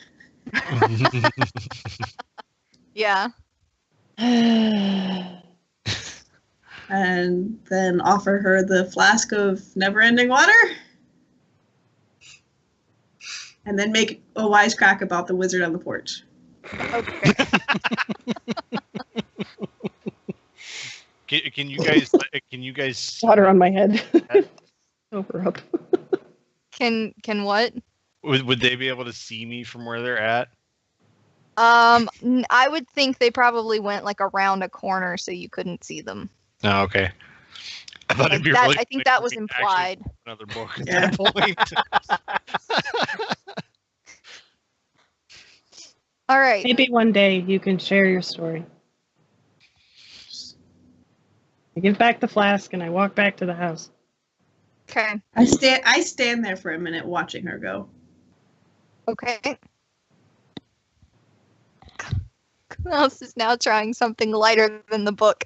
He tries to just put a quill in the air. Floats.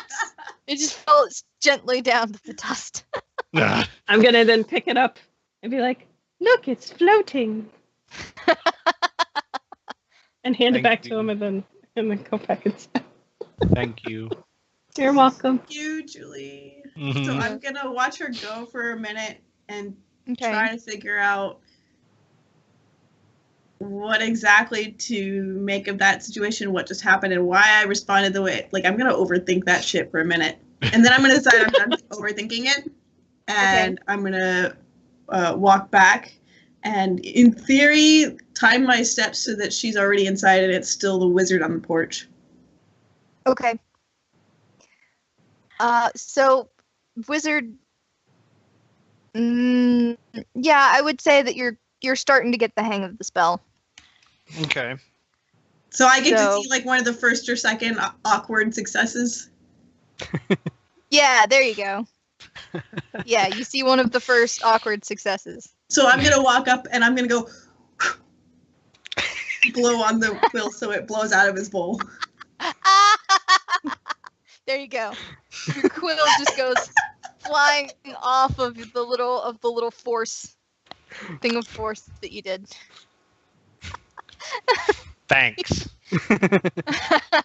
I'll pick it up and hand it back to him and then sit down and watch him. Okay. Because I'm gonna relay the story of what happened up in the room to him. Okay. The whole thing. All right. So how are we doing on time? We're at an hour and 45 roughly. Okay. About half. Okay. So That um, 5:30. day will slowly pass into night. You don't hear anything from upstairs.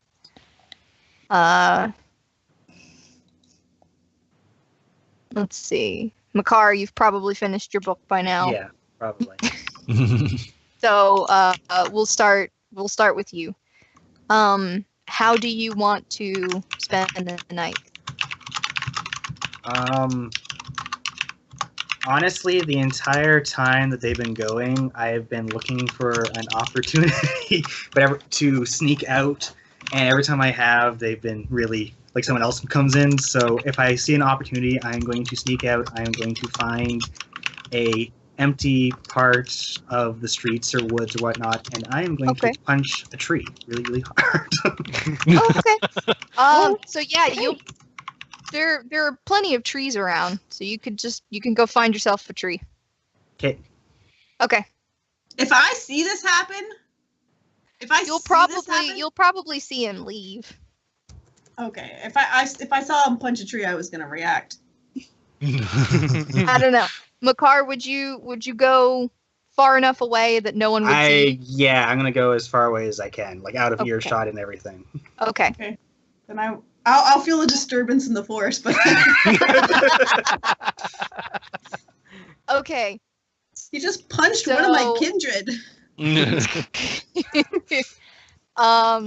So Flip. It is starting to become night. What would you like to do for the night?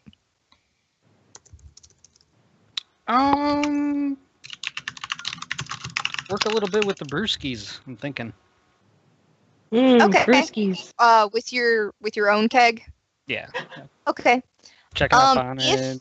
Yeah, if you were interested in the it's not called a cellar. For the life of me, I can't remember what it's called where it's specifically designed to store food underground. Fruit cellar. Yeah. Maybe. So like in the cellar, you would probably find some like really good beer making ingredients. If you were interested. Oh, definitely. Definitely. Okay. Can I follow behind and be like, you need a tester? Oh, it'll be a while. 2 weeks minimum. I get Yeah, a glass he's- of ale and go back upstairs. Okay. He's only been at it since you guys got to Shelby, so about a week. Yeah.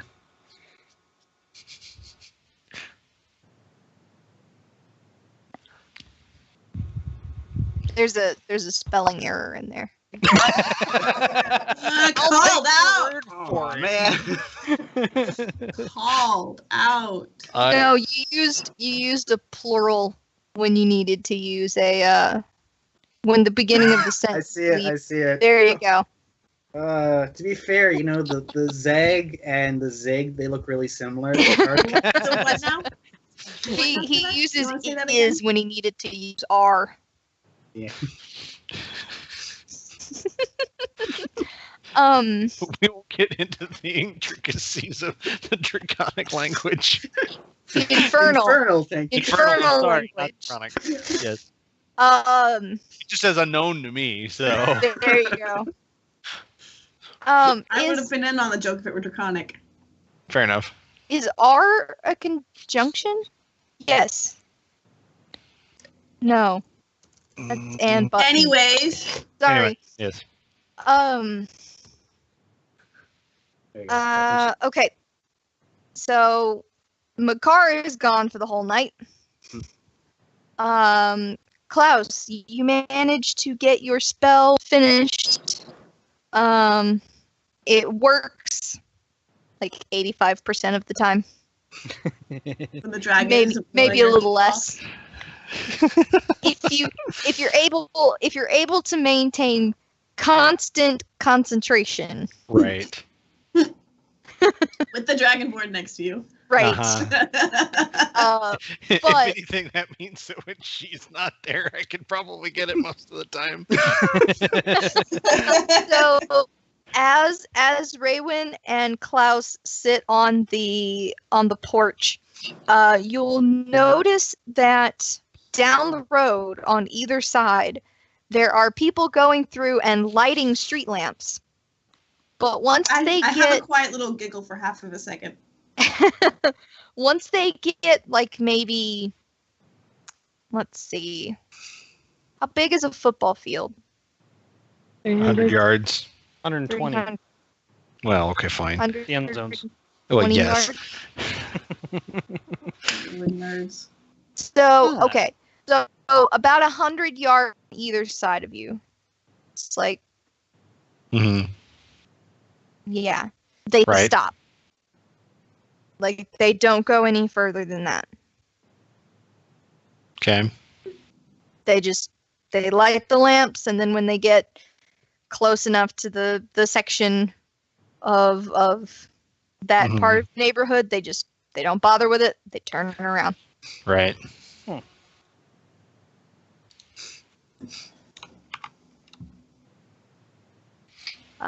What would you like to do? Either one of you. Oh, us? Yes, Raywin and Klaus. Well, I guess at this point we should probably head back inside. Okay. Like I say that out loud. Oh, okay. You know. I'm going to go trade out Jarrett's water cup and etc. Just wordlessly exchange his food so he's got fresh food and Okay. You will notice that aside from the small sip of water when you first gave it to him, he has not touched the food. yeah, but dusty water is nasty, so I'm gonna give him some fresh stuff Okay. and trade it out for a fruit or something that will keep overnight. Okay. So as you start to leave, a little louder this time, he will say thank you. But he doesn't eye contact or anything. Just keeps kind of staring off. Regardless of eye contact, all I do is nod and walk out. Okay. So in that case, it is nighttime. You guys are all pretty exhausted. You think?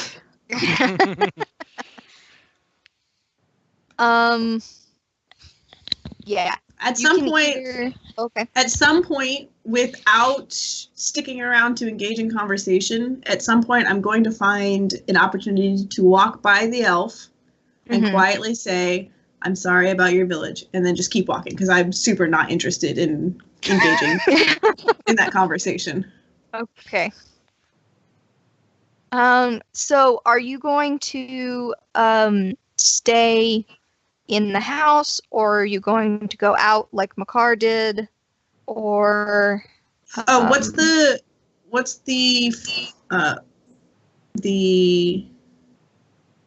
fauna situation out there? Flora and fauna, like so there's what's it like out there? So there's quite a lot of trees. It's the like living area of the house is kind of laid out in such a way that they didn't really cut down any of the trees that were there. They just kind of built the village around the trees.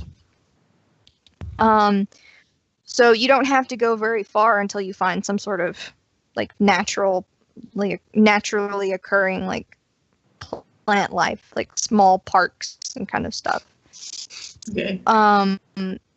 The fauna situation is like as it should be. There are birds, there are squirrels, Small ground life. small ground life. Occasionally you will see a stray dog, but since this is you know what? I didn't give you guys the map. Mm-mm. Would you like the map? Yeah, that would actually be nice. I asked about the fauna because it kind of determines what spells I study for the night. But Right. my goal is to find somewhere fairly comfortable for a druid who prefers to camp outdoors and Right. stay within eyeshot of the house. Okay. I want to. So- I'm keeping an eye on the house, but Yeah, I need- you I need can to go. probably find a. So you guys are the P for party. Okay. It's very small, but it's because the town is quite large. Yep. So the area that you're in is the area that will have looked most like a city. Compared to all the other places that you've been in this town. It's very well kept. All the houses are very nice. And you will be able to find like a patch of grass with a tree and some flower bushes and a bench and stuff. So you can either Something sleep familiar. on or under the tree, on or under the bench. At the foot of the tree is fine. Okay. Just because I won't let the elf see it, but I miss nature. All right. And it'll be in the opposite direction of Ting is also sleeping under. Okay, that's convenient. All right. So okay, that's 2 down. Axel, what are you going to do for the night?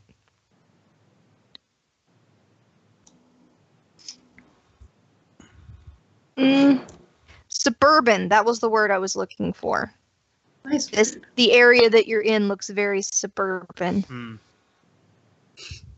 Is there a dense forest off in the distance? Some direction that I won't get lost in necessarily? They're not really dense. So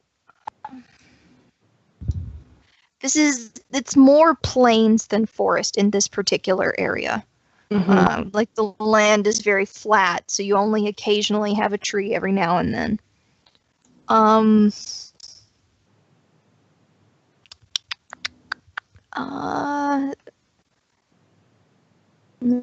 let's see. Where's my world map?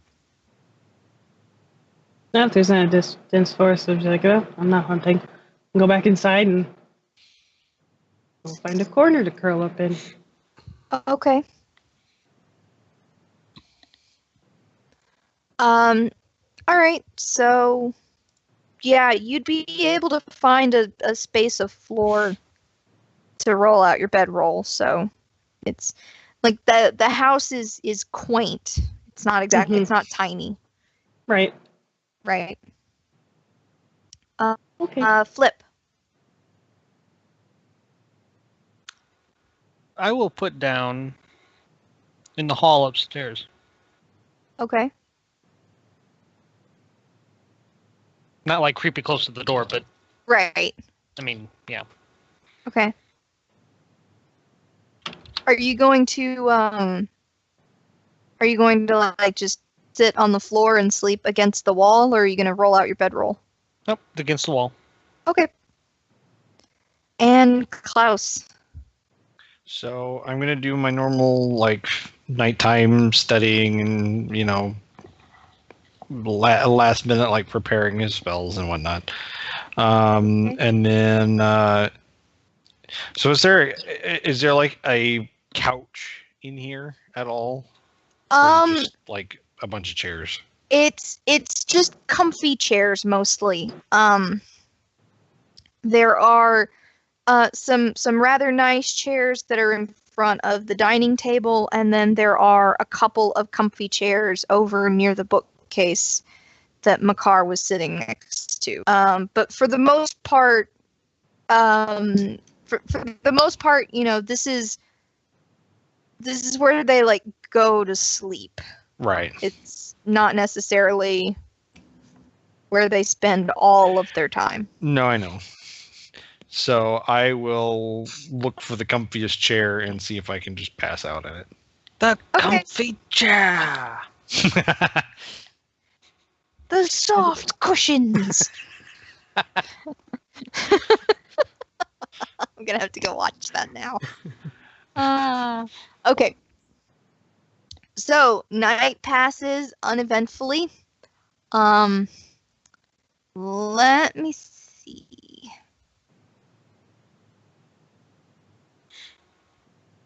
So Raywin might have a squirrel accidentally trample her for a little bit. And it'll be the best moment of my week.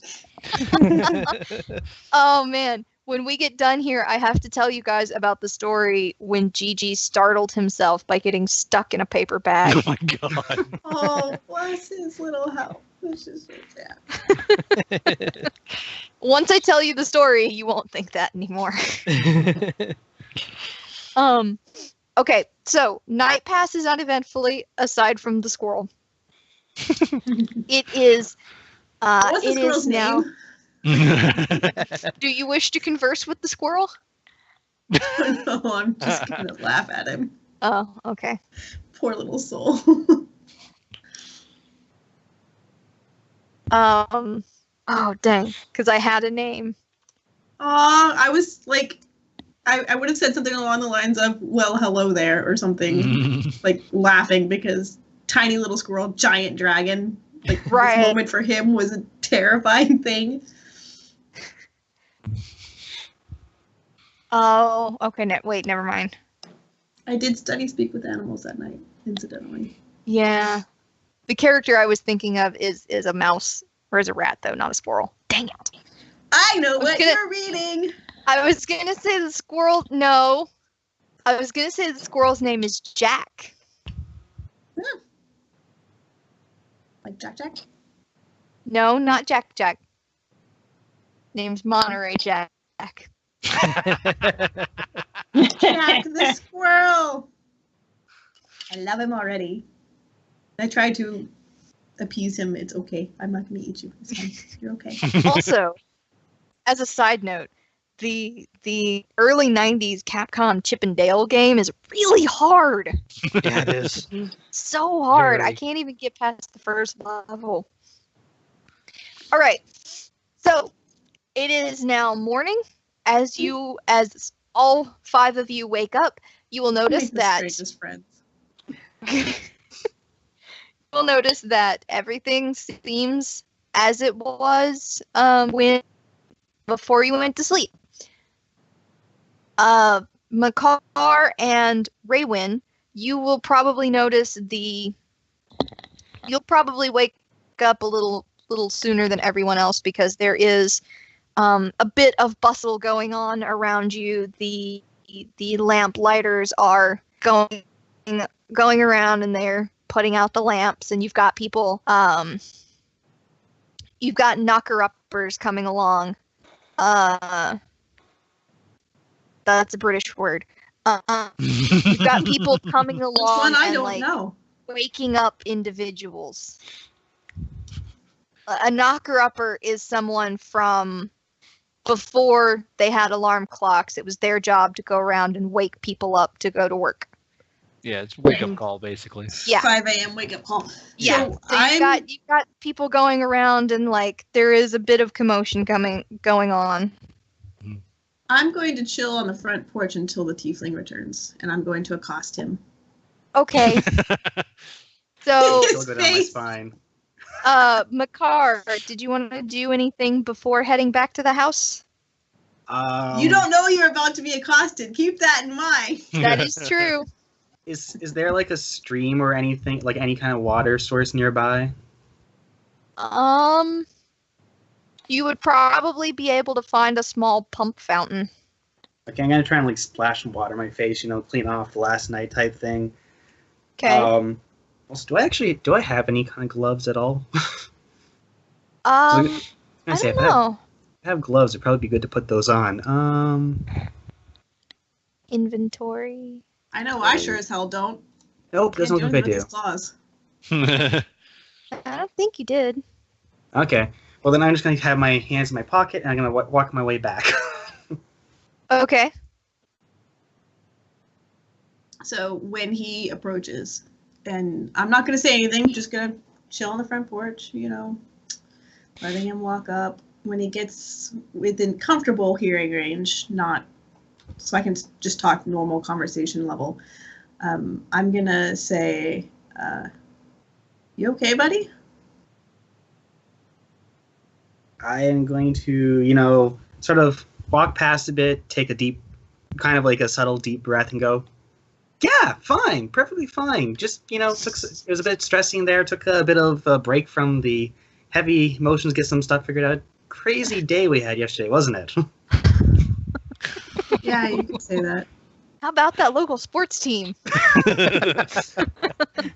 All right, is everything going better on inside there? Like, anything looking up? Well, I mean, he's resting, the guy, and the bruises seem to be fading, so the spell worked. I'm not sure if he's sleeping. I didn't spend the night in the house, but I'm not sure if he's sleeping or planeswalking. Do you think Floor Shifter or Cotton might know what's going on? Yeah, they're gonna have some. I learned a little bit myself. Apparently, this guy, the blonde guy, he's also a Song of Thyr, and he does some spectral stuff, fortune telling and the like, but he shifts between planes and kind of a guardian of lost souls. Do you think? No, I don't even know how to word this then. I mean, do you ever wonder if the things that have been happening are connected, with the Infernals, and we find a bunch of portals that shift between planes. They had a lantern that shifted us between places. I don't know, just connections to places. I've been thinking about that all night, actually. Before you joined us, we saw another portal. It looked similar. Similar situation. There there was this young girl, and there was a talking skull, and you would have loved it, honestly, but That was so exciting. Were there doors? But they had lots of them, just loads. Oh, awesome. And they had taken all of the homeless kids of the town and were keeping them. And I'm still not sure whether we were the good guys or the bad guys having released them. But anyways, the girl, she and her skull disappeared through a portal, and then we all got in trouble for rustling some feathers in town and had to leave town and pay off those debts. And then the thing at Amaril's. Were you there for? I don't even remember anymore. You mean floor shifter in the castle? Yeah, and she pinned me to the ground, but was kind of awesome doing it. Yeah, I remember that. Ladder. Well, the way that The ladder. Yep. fucking ladder. There was that, and then in this dungeon, and I'm not sure anymore if Colby, who, by the way, I don't know if you got this message, but he was part of our party to begin with. Yeah, he told me. I'm not I think he told sure me. if Maybe I heard from you guys. maybe he's a spy. I don't know what to think of him. But I lost my brother to a different, I'm hoping, to a different plane, because he just doesn't exist anymore. Just was gone in a bunch of sparkles.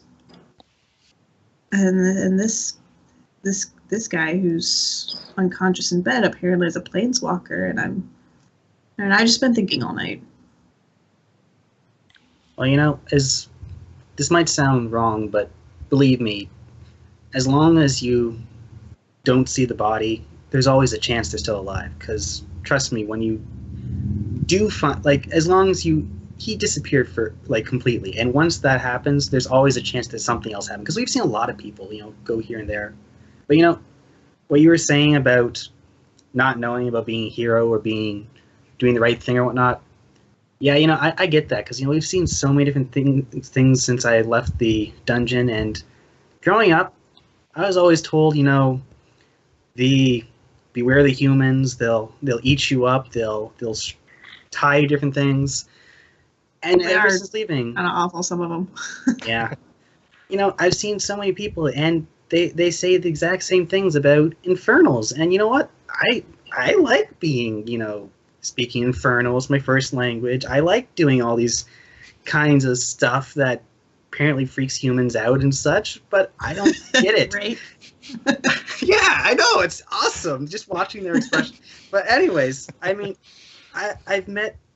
talked to all these different people who come from these infernal realms, and it's been great to be able to talk in your own language again, but it's weird because none of them, they seem to be, there's something we don't know, because they seem to be hurting just as much as the people are hurting. But at the same time, I can't support people who hurt others just for their own gain, because that can't be right.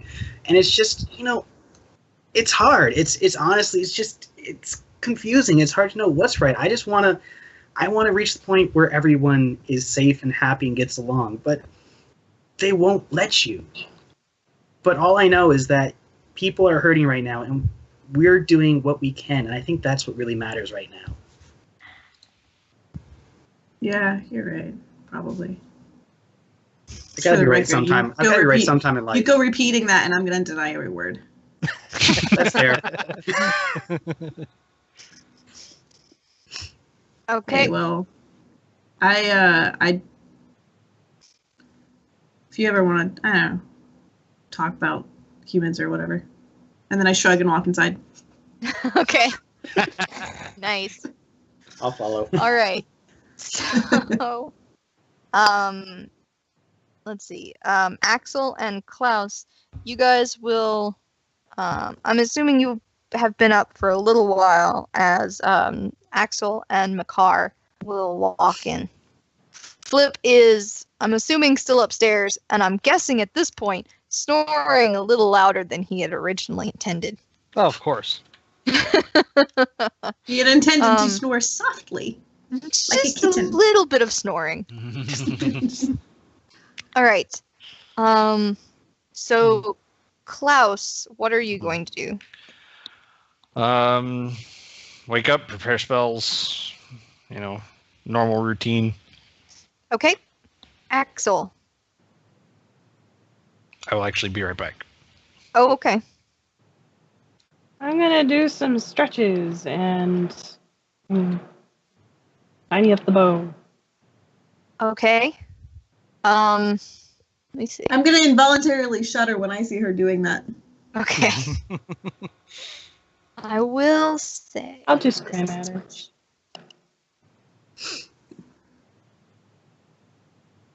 It gives me the heebity-jeebities.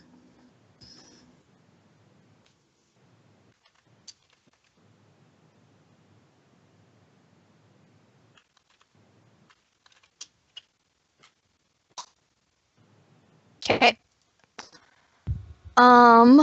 So in that case, Flip. Let me see. Hold on a sec. Roll a d20. Dang it. Rolling d20. Okay, fine. You did not fall over in your sleep. Yes. Is he shaking the rafters? No, When he's I- not. when I- He's not snoring quite that loud. Okay. But you will be able to tell that Flip is upstairs. Well, So I'm gonna go up for the changing of the food, and just turn on my water thing just to trickle just long enough to drip it on his forehead. just a little bit, There you go. and then I'm gonna go Dragon change out the water. torture. Flip, that probably will, if not fully, will begin to wake you up. Oh yeah, that's really, really, really annoying.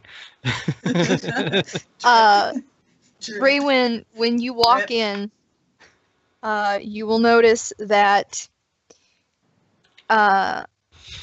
in the night, Jareth has fallen off the chair, and he is now asleep on top of the bed with like his knees on the ground. So he's like laying on the bed, but only halfway.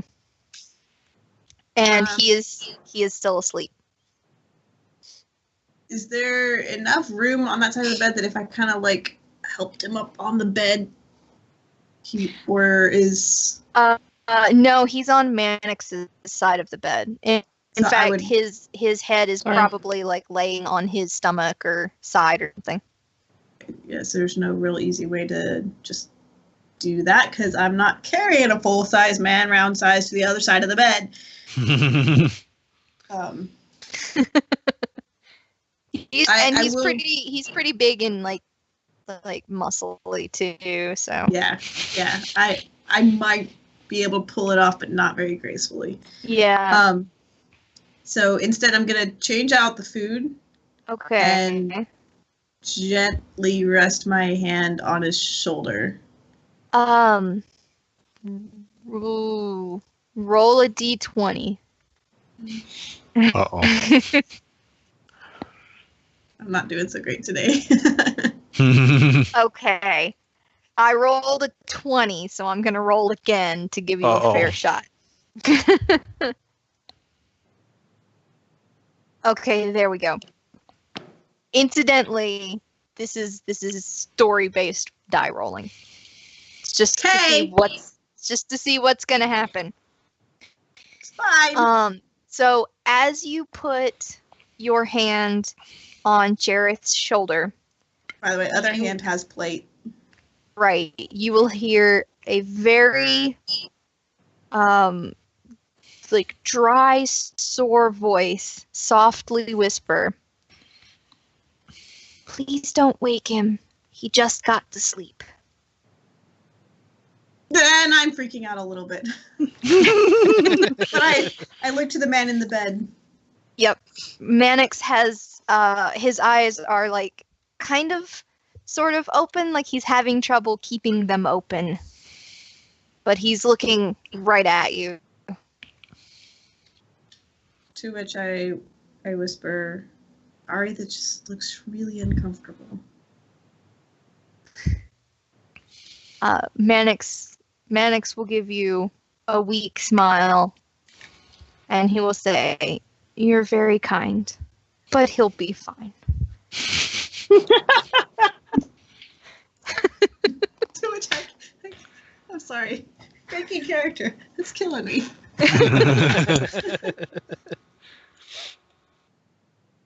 I'm not sure, but just to cover my bases, I'm sorry if I screwed things up with the whole lantern thing. I didn't know. He will, he's kind of like fading, like he closes his eyes, but he's still talking to you, and he's still looking in your direction. He'll say, "You helped more than you know."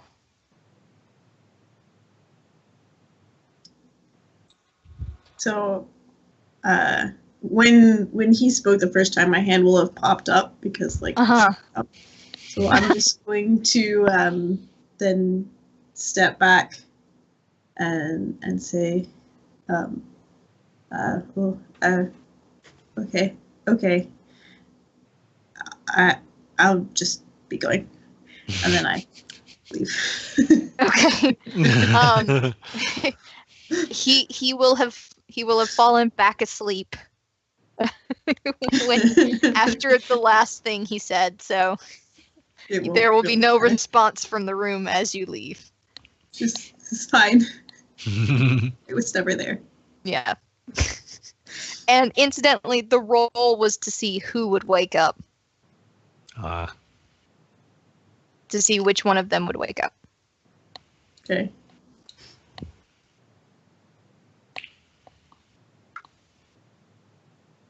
Okay. So Flip will say, "You're coming to now." You'll notice. And I pass him and I chuckle with no context. And I there you go. I'll mumble figures. All right. Explains a lot. So Which we're then going anybody seeing to. me, I'm still laughing down going into the kitchen. So we'll go ahead and we'll speed up time just a tiny bit because nothing is going to happen until noon. So is there anything that you would like your characters to be doing until around lunchtime? Same thing I was doing yesterday afternoon. Same thing we do every day. Pinky try to take over the world.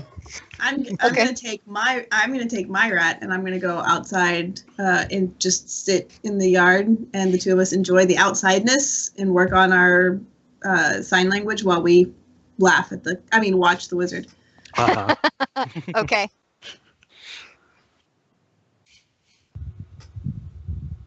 I'm just gonna go wandering around, people watching, whatnot. All right. Are you gonna stay within this particular district, or are you gonna wander around the whole town?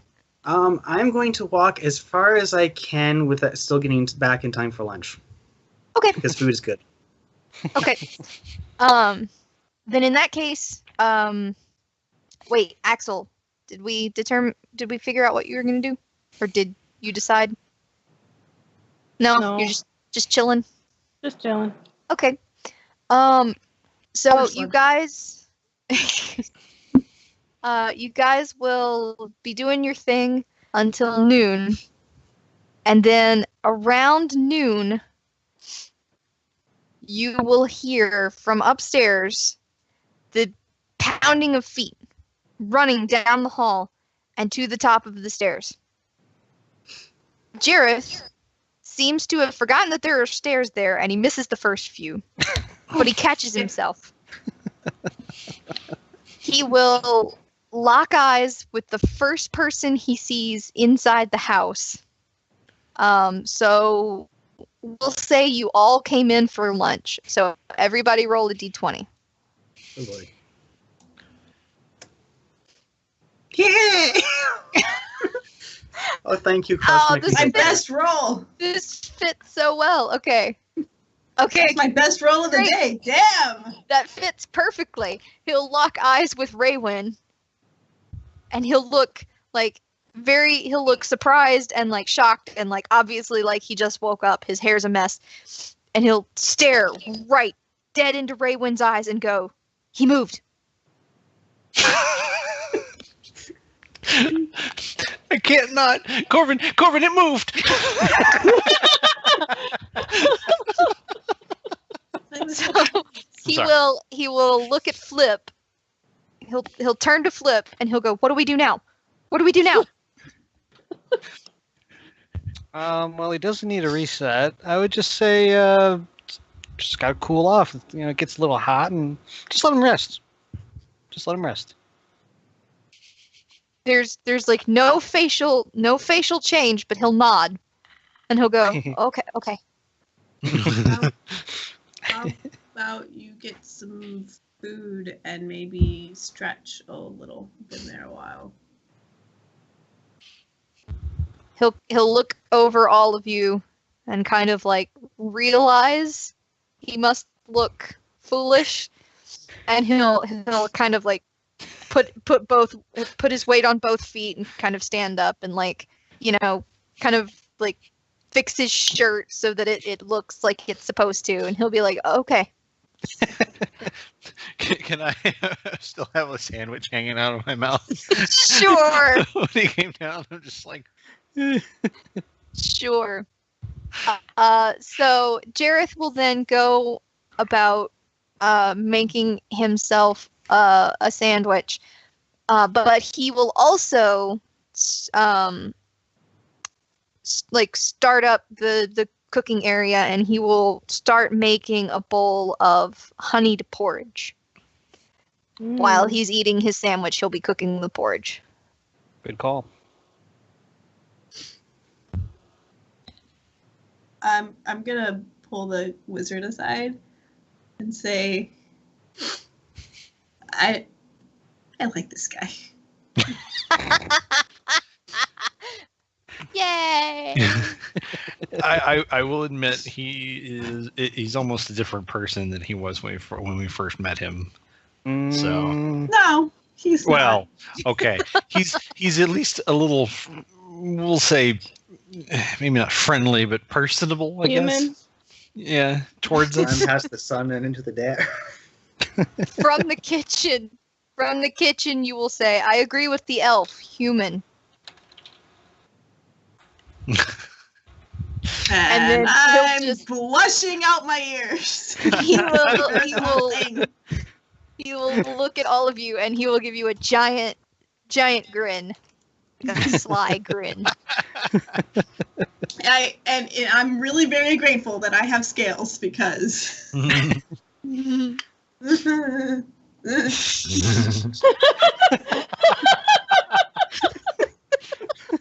I'm Yeah, trying you're to so like. obvious.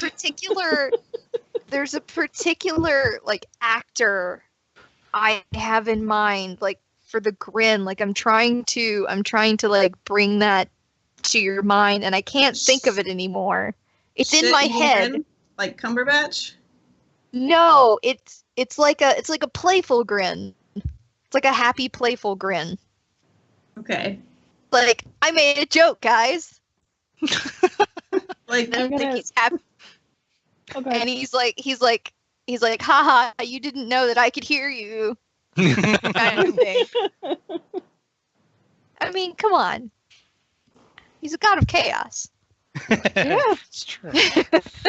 That's very true. I mean, technically, Graf and I should probably have the best bond with him since we're both chaotic characters. I still, like I said, I still like him. I just, it's like having your crush overhear you saying that you like them. So he will. It's a little uncomfortable in here, guys. He'll finish his sandwich.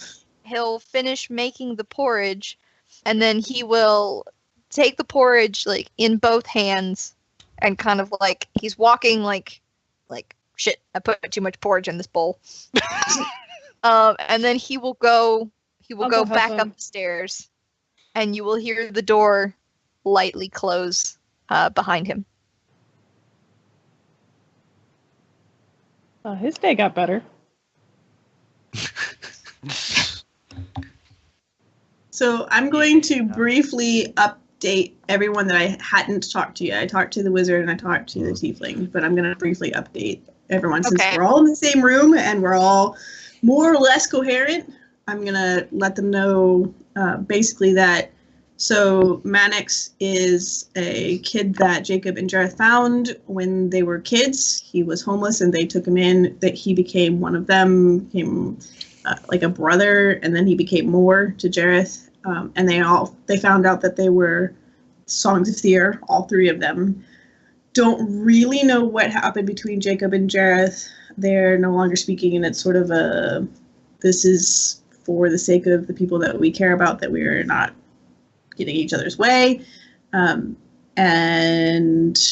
the thing with Mannix was there's another Song of Thyr. His name is Caliban, and he said this is who we're looking for. This might be the information that we were supposed to be finding for Cotton. I wasn't really clear, and I wasn't really going to ask. But Caliban is apparently one that was not in favor of the songs becoming mortal. He thinks that the reason that they're not getting what they need to out of these attempts to get to know the mortals is that there's too many of them, and so he's trying to thin out the herd.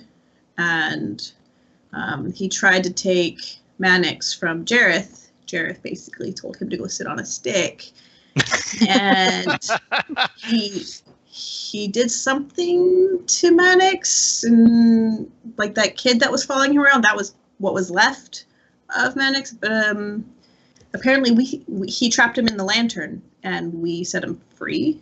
So I'm not really clear as to why Jareth was upset when we returned. But I think we brought his. And I'm looking for the right word, and I never find it. So I go. I think we brought his Mannix back. I look her dead in the eye. Boyfriend? Lover? Best friend? He didn't identify title. I mean, it's kind of obvious. Well, agreed, but I don't want to assume this. Why do you care? Why does everything have to have a label? That's exactly what I say. That's exactly what I say. Things. You just seemed a little on edge about saying it, so I was saying it for you. That's all. No, I don't assume things, and I was going to be respectful of their relationship and not make that what? Why again? Why do you care? Why not? Walk out of the room. Anyways, so we brought his Mannix back to him, I say, looking her dead in the eyes. I've walked out of the room. Staring at the wall. Yes, staring at the wall. No, I look very intentionally at the door that she walked out of, as though she was still standing in it. So we brought his Mannix back, and this morning when I went up to change out the food for Jareth, Mannix actually woke, and so that's why he's. So that's where we're at. I'm not entirely sure what to make of it, but at least we kind of know who's who and what sort of. And Caliban apparently. I'm wondering. This could be off, but Caliban is apparently trying to gather any of the other songs of Thyr that also did not agree with becoming mortal this time that they try to get to know what was going on with the mortal world. And so that priestess lady seems to be. I'm also thinking about Sister Nyx in that group. Question mark. So it seems like we've got the cork board with all the strings going everywhere. I think I found that center pin. Guys. So there's one thing I'm kind of confused about. If he's One thing? Well, yeah. Okay, there's many things. Okay, in my normal state of confused, not having a clue what earth is going on, but kind of dealing with it anyways. The one thing that kind of stands out here, and I know this is backtracking, but I'm a little lost as to why he had the giant reaction when he became his. Like, was it just like if he's a planeswalker, is just like summoning sickness or whatnot? Like, why is it that he started like? Was he injured before he was separated? Was there an injury in the separation? Like, is it really tearing one's soul out of one's body is not going to be a very. That does sound painful, right? Yeah. And I think it's also, judging by what Raywin has said so far, it could also be that while not while it sure was not a great state to be in, I'm wondering how quote unquote safe he was in that state compared to now, where this guy may be able to actually take another shot at him. Right. So he was trapped in the lantern, but he was kept safe in that dungeon, and he wasn't going anywhere until Caliban could have been dealt with. Right. But now he's not, and he still wants Mannix, so now Mannix has to be protected. And Mannix apparently is a planeswalker? Question mark. Interesting. Well, the good news is that we now have someone to beat up, and that I can deal with. Fair enough. If we can find him, and also if this God of Chaos is afraid of him. Yeah. We might have our work cut out for us here. Well, I mean, at least we have something to work toward. That's the beginning steps, you know? It's better than wandering around in the dark. All right, little hero. Okay. Okay. So while you guys are having this conversation, it is all quiet in the house. Did I notice that? Okay, Mac and Graph, roll a d20. Oh boy. Oh, Makar, roll a d20. It fell off the board. Sorry, that was a good roll too. Oh, come on! I want to Oh, yes, you do notice that he blushes. I'm pleased with myself. It's not like I'm not gonna have like anime style blush, but there is like a slight blush. Okay, so while you guys are having this conversation, the house is very quiet. Then there will be a lull in your conversation, and then once again, you'll hear the pounding footsteps upstairs coming down the hall to the top of the stairs. There are stairs there. He will point at the dwarf, and he like does the thing where he points, and then he continues to point. Oh. And like he's like on the cusp of he's about to say something, and he'll just go, dwarf, come upstairs. He's awake. Okay. And then he disappears upstairs again. I'm gonna follow. Okay. Klaus, Axel, Makar, what are you guys gonna do? I'm gonna follow as well, actually. I am going to hang out down here because I'm not going to crowd that group. Everybody in the bedroom. It's like a conga line going up the stairs. Yeah. They're all walking like Flip. But I'm gonna stop in the doorway so the tiefling can't get in. Well, yeah, I'm not gonna Okay. follow all the way in there. I'm just gonna stand outside. Okay, that's not why I'm stopping in the doorway. I'm stopping in the Coincidentally. doorway. Coincidentally, he cannot get in because my. I'm just like peering over her shoulder. Like, Yeah, there you go. You can't hear. I'm 6'2". I'm a tall 5'5". I mean. Axel, Are you going Steer to around stay my elbow. downstairs or go upstairs? I'll keep us some company and ask him if he wants to play cards. Okay. Sure. Do you guys have a pack of cards? I do. I found a Yeah, I thought one of us had found a pack of just regular playing cards. Okay. Yeah, so- I did. Yeah. Okay. She plays with the magic. Rating deck my of stuck cards. off with him. Okay. All right. So, inside the bedroom, Mannix is awake, though he looks very tired. He is surrounded by pillows.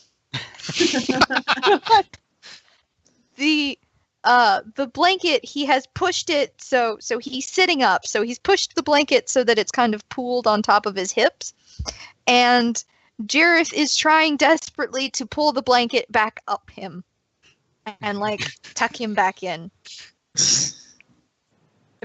Mannix is just sitting there letting Jareth do this. Like, let him just freak out all over the place. Flip. What are you going to do? Mannix will turn to you as you enter, and he will say, "Hello."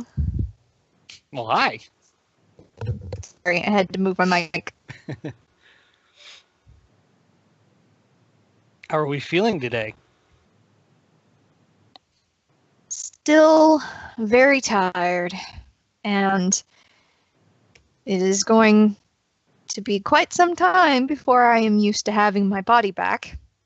You will see, like, as he's talking, he will put his hand up and he will push away a spoon of porridge that Jareth is trying to stick into his mouth.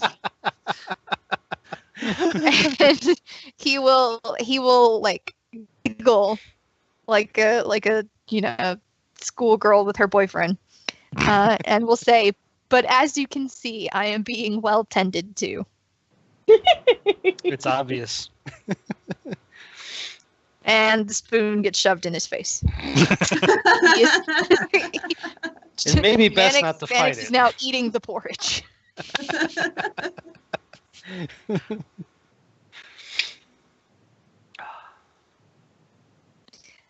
In between spoonfuls, he's able to like dodge one, and he will turn to Flip and he says, "You must send my thanks to your mistress. Tuppence is an invaluable aid." You got it. I'll fill out the survey for you then.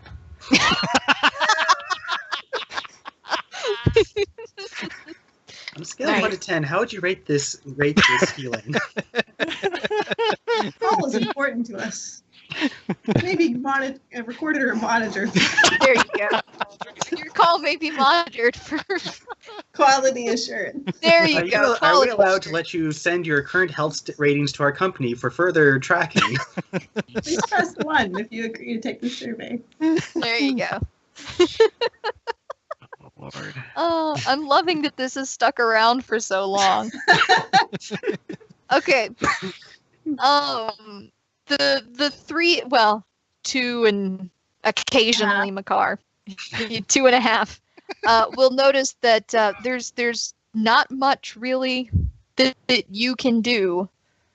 Mannix is going to eat that whole bowl of porridge, whether he wants to or not.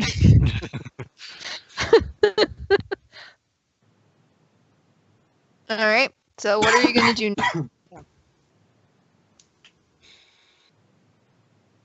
I'm looking to the door. Well, he's not wrong. He's going to need a lot of rest. It's going to take a while to come back to a normal state. I would suggest staying away from lanterns for a while.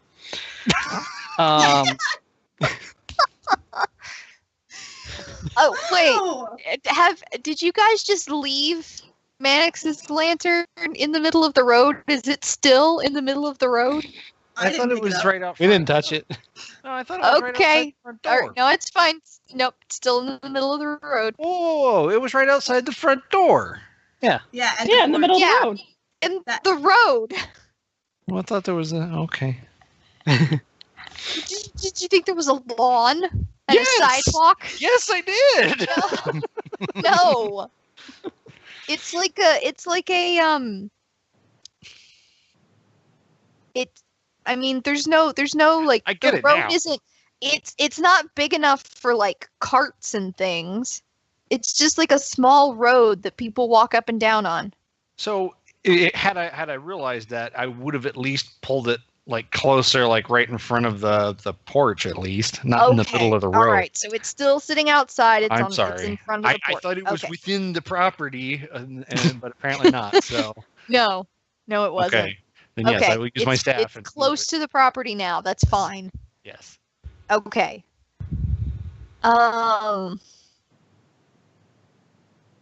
Anyways, dwarf said stay away from lanterns for a little while. Yeah, dwarf said stay away from lanterns for a little while. Do the two Mannix, of you need anything else from me? Jareth will say, I think everything will be okay. I'm just gonna get him to eat this. I think you're right. And he goes back to like studiously feeding him the porridge. Occasionally he'll get the glass of water that Raywin put by the bed, and he will give it to Mannix. Mannix isn't really fighting it. He's eating the porridge. Smart man. He might occasionally try and get the spoon for himself, and Jareth just like pulls his hand away and continues to feed the porridge to him. I suddenly can't handle it anymore, and I go downstairs. Okay. I have no choice, so I go downstairs as well. Okay. I hope everyone had their cootie shot. I didn't, All right. which is why I left. Okay. No, So sometime will pass. And eventually what will happen is you will hear some movement upstairs, and then slow footsteps coming down the hall, and down the stairs will come Jareth, and he is carrying Mannix.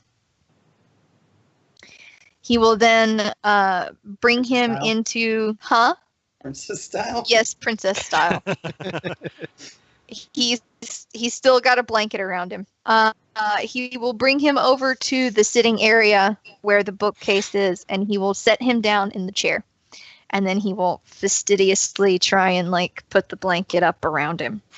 And then he will pull over one of the wooden chairs, and he will sit next to Mannix. Mannix will then detangle himself blanket so that it's not covering him up quite as much as it was. And then he will say, there are things that I must tell you.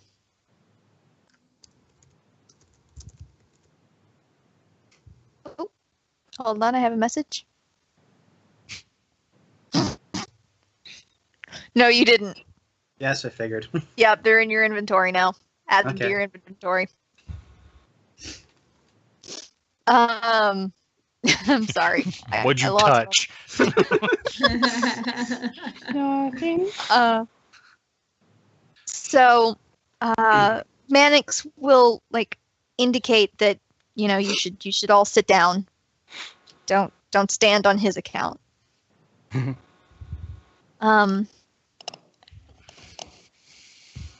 Yeah, we'll say there's enough chairs. We've had enough comedy for this game session.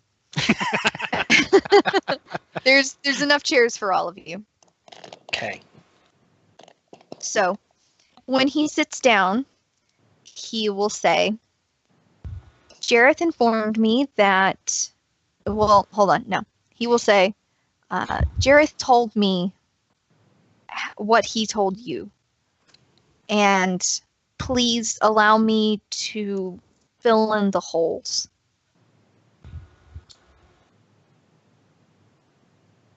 He will look to each of you and he will go, "Where should I start?" Good story starts at the beginning. Shall we begin like David Copperfield? I was born, I grew up. It was the best of times. It was the blurst of times.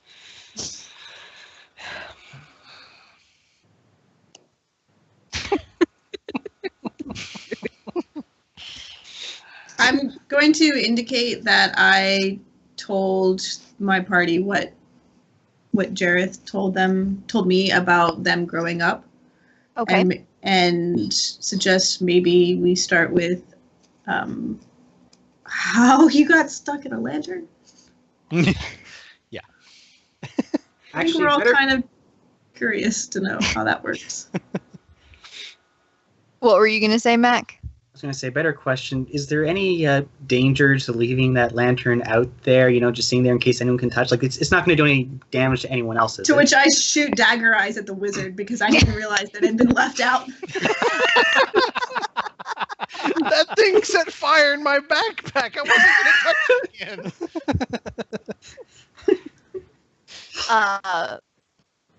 So to that, Mannix will say, I was not trapped in the lantern. What was trapped in the lantern is what I believe you have come to call a song. Mhm. I use the lantern to guide those who are lost.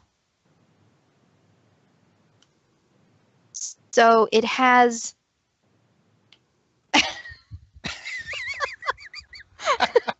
I could really use that, actually. Poof. Sorry, I couldn't help it. way to break the mood, I'm Dav. sorry. What was I saying? I'm sorry. I used the lantern to guide those who are lost. I use the lantern to guide those who are lost. So there is a certain power held within the item. That power is also a part of me.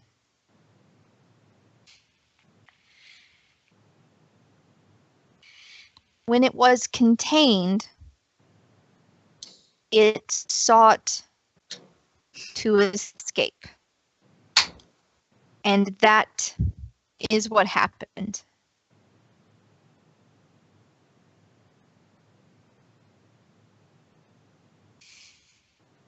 So you want me to go get it for you? I was thinking the same thing. I can totally do this. I'll let him Right, do so we shouldn't leave it in the street. Got it. Okay, I run out quickly, grab the lantern, bring it back in. Okay. There is still a firefly buzzing around the lantern. Is it like, is this like an ethereal glowing firefly, or is this like an actual insect firefly? No, it looks like an actual firefly from what you can see. Like, I tried to touch it. I was gonna say, I try to get it to land on my finger when I go to grab the lantern. it. Okay. Well, the firefly is gonna follow you inside. Hey, listen! I've got a friend! Oh, It doesn't matter. Well, okay. Listen. I guess I should clarify. The firefly is going to follow the lantern inside. Let me live my dreams. All right. What are you going don't to give do him with the many. lantern once you bring it back in? Provided they don't like put out their hands to grab or anything like that, I'm just gonna have it beside me, pretend that I have a friend in a firefly. Okay. I'm going to crush his dreams and take the lantern from him and set it at Mannix's feet. Okay. The firefly will then fly over and nest in his hair. Mannix's hair, not Makar's hair. Thank you for clarifying. He was There you go. so close. Yeah, It will stay in Mannix's hair for the remainder of the conversation. Short, but it was sweet.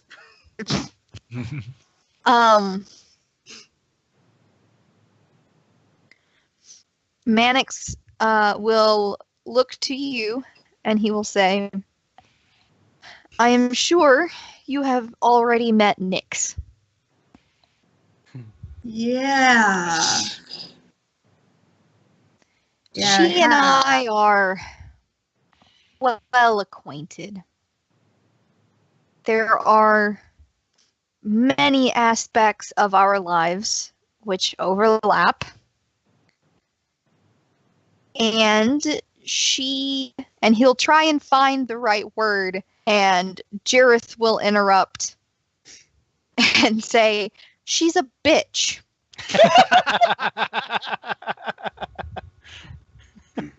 Fair enough. Well said. Jareth still like miffed about the fact that you guys are talking about Nyx, will say she's jealous that he can talk to souls readily and she has to use black magic. I'm dying here. I'm absolutely dying here. You're killing me, DM. Killing me.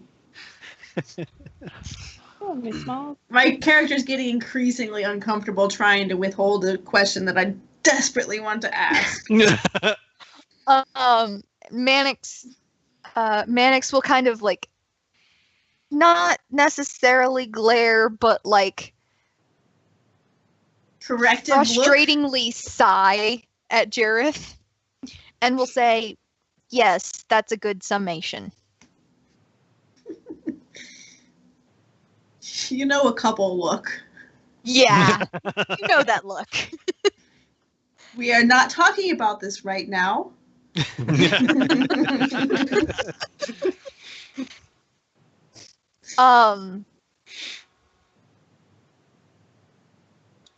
Okay, so he will kind of that'll be kind of the end of that conversation, and he will sit as if waiting for you to ask another question. I'm not going to ask the question yet. Instead, so that I don't ask the question, I'm going to explain to them our story more or less up to this point. Is only explaining the details that I need, but watching his face when I get to the part where my brother disappeared into nothingness and continuing on in the story. Okay. While I watch him and I fight the question. Okay. Until we get here. And then I take a drink from my water. Okay. Because that was a lot of talking.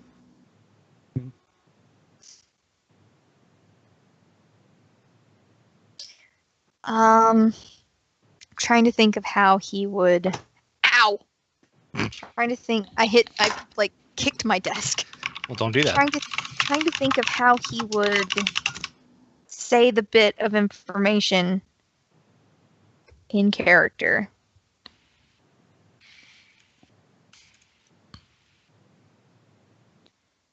Go ahead and go ahead and like ask a question, because I'm prepared to give you all of the information that he has. I'm just not sure how I should package it for you. Right.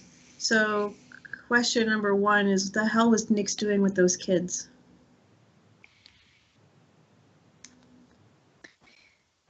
Or likely doing. I mean, you probably weren't there or anything, but what do you think she was doing with those kids?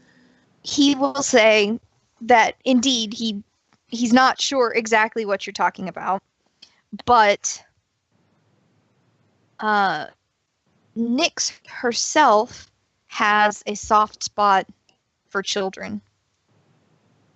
She feels that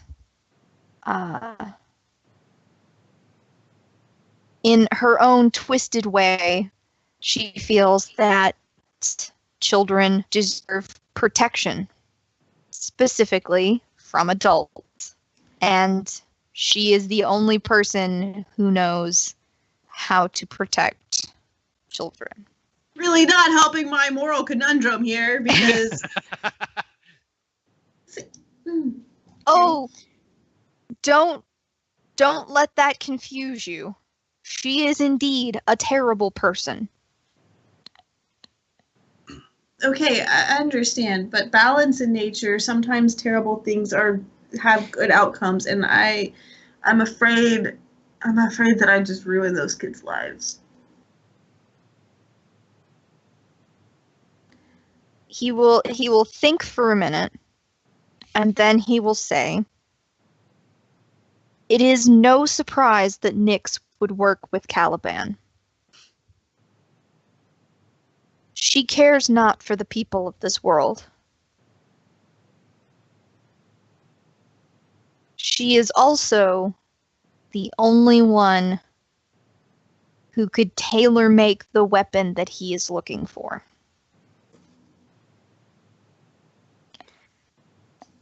This weapon?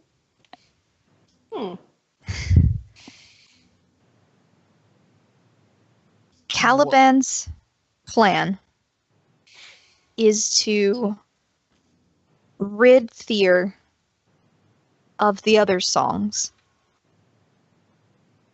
and put himself in charge permanently.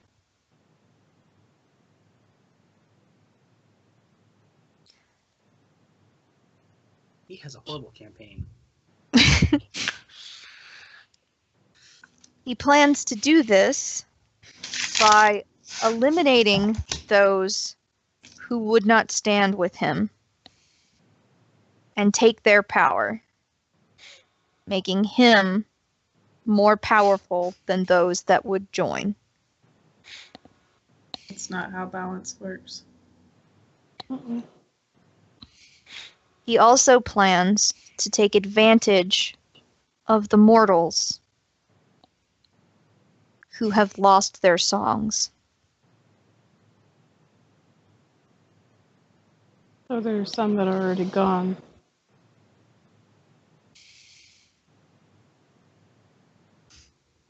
I'm not sure any one of us know how many of us there are. If he has that information, he is far more dangerous than we initially thought.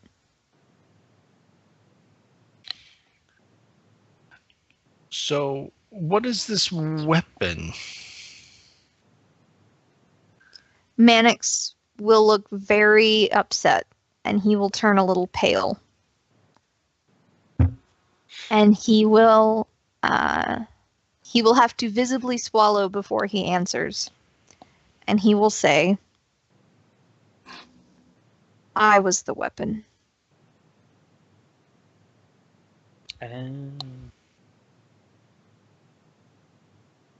Caliban intended to use my soul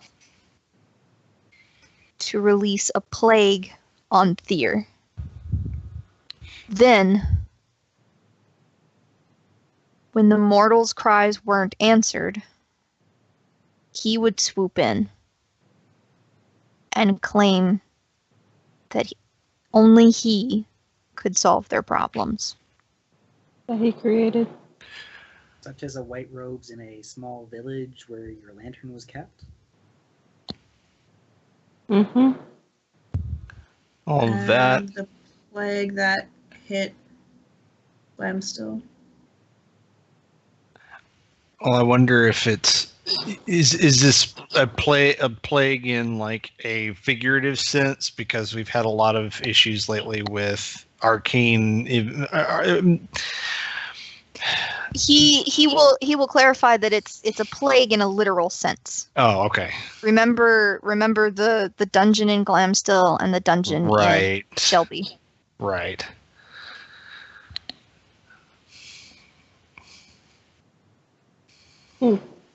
So do these songs gain power based on how many people are supportive of them or something like that, considering that I'm just trying to see how hurting the people would in turn hurt the other songs and destroy the other songs.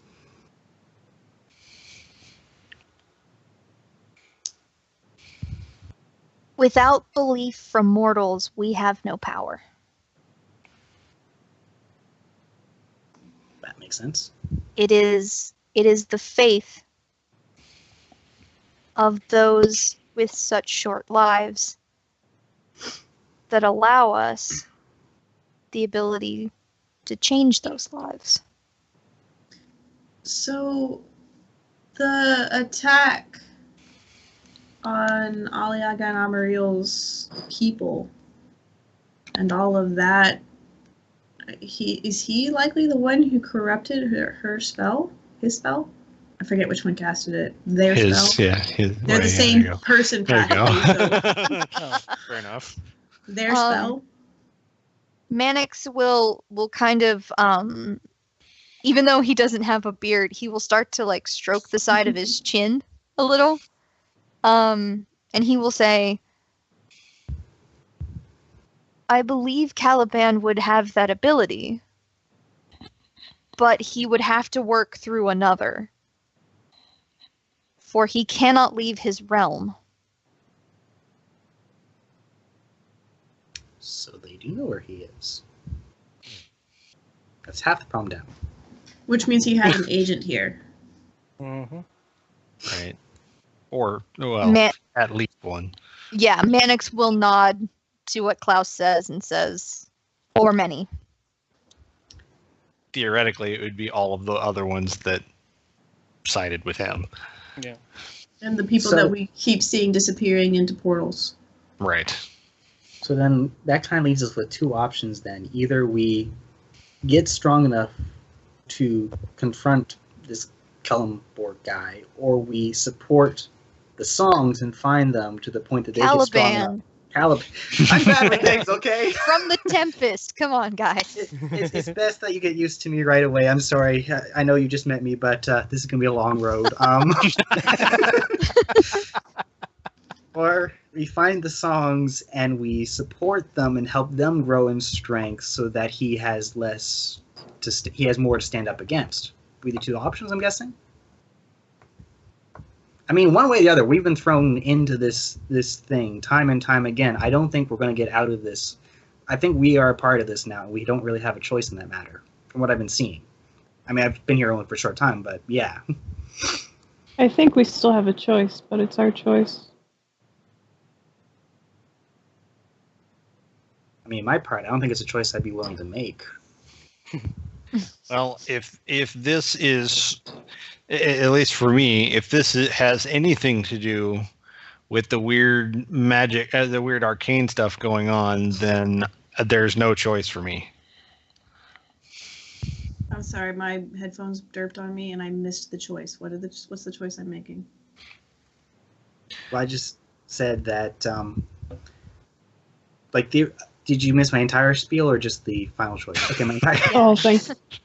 My entire spiel was that basically we have two choices. We can either try to get strong enough to face this Caliban guy, or we could try and find the songs and somehow strengthen them so he has more to face up against. But I don't think I think, well, there is a choice of whether we get involved in this or not, but I think after everything I've seen, I don't think there's a choice in my case. It's got to be, we got to see this through. I've lost too many already. We're not doing this alone, and we are doing this. And I make eye contact with Mannix and Jareth both, but I'm talking to Makar.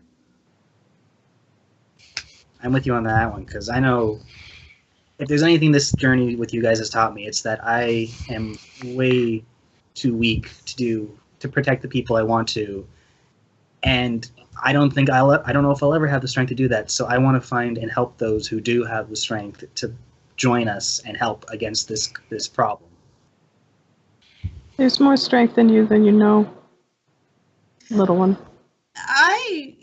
So something I forgot to tell you Uh-oh. was when we were in the dungeon, the priestess seem to be sweet talking our tiefling. I don't know what happened there, but there was some weird interest. There were some weird vibes going on between that priestess and the tiefling. I'm going to turn to Manic and go, I was going to ask this in private afterwards, but it's been twice now that these infernals with the portals and whatnot have shown interest in me, and I'm getting worried because I don't know them and stranger danger, and I don't really know what's going on or what my part in this is and whatnot, so So, Mannix and Jareth will look at each other. They'll look confused, and then they'll look to each other. And Mannix will say, I suppose that explains where Caliban's song went. Wait, what? What? Huh? Many of us were reborn on the mortal plane. But What? it was the decision of the Shit, I didn't individual tell him that part. where to be reborn. It could be that he chose to be reborn in the infernal realm.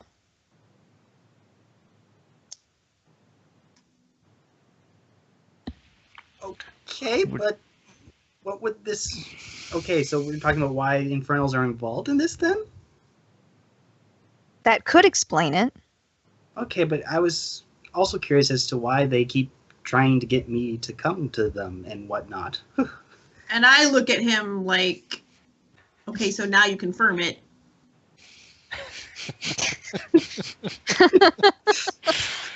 I've got a -1 to perception, okay? I'm just kind of freaking out internally. So you said he can't leave his realm.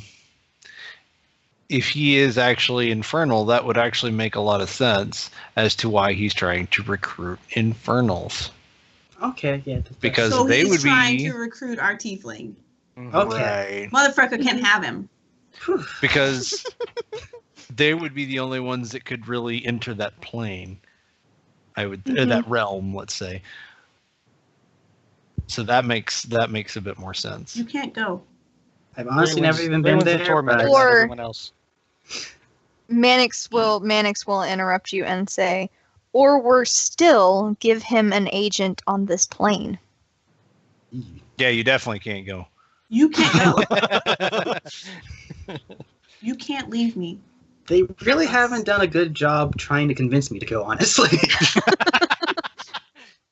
Super Priestess demon. tried.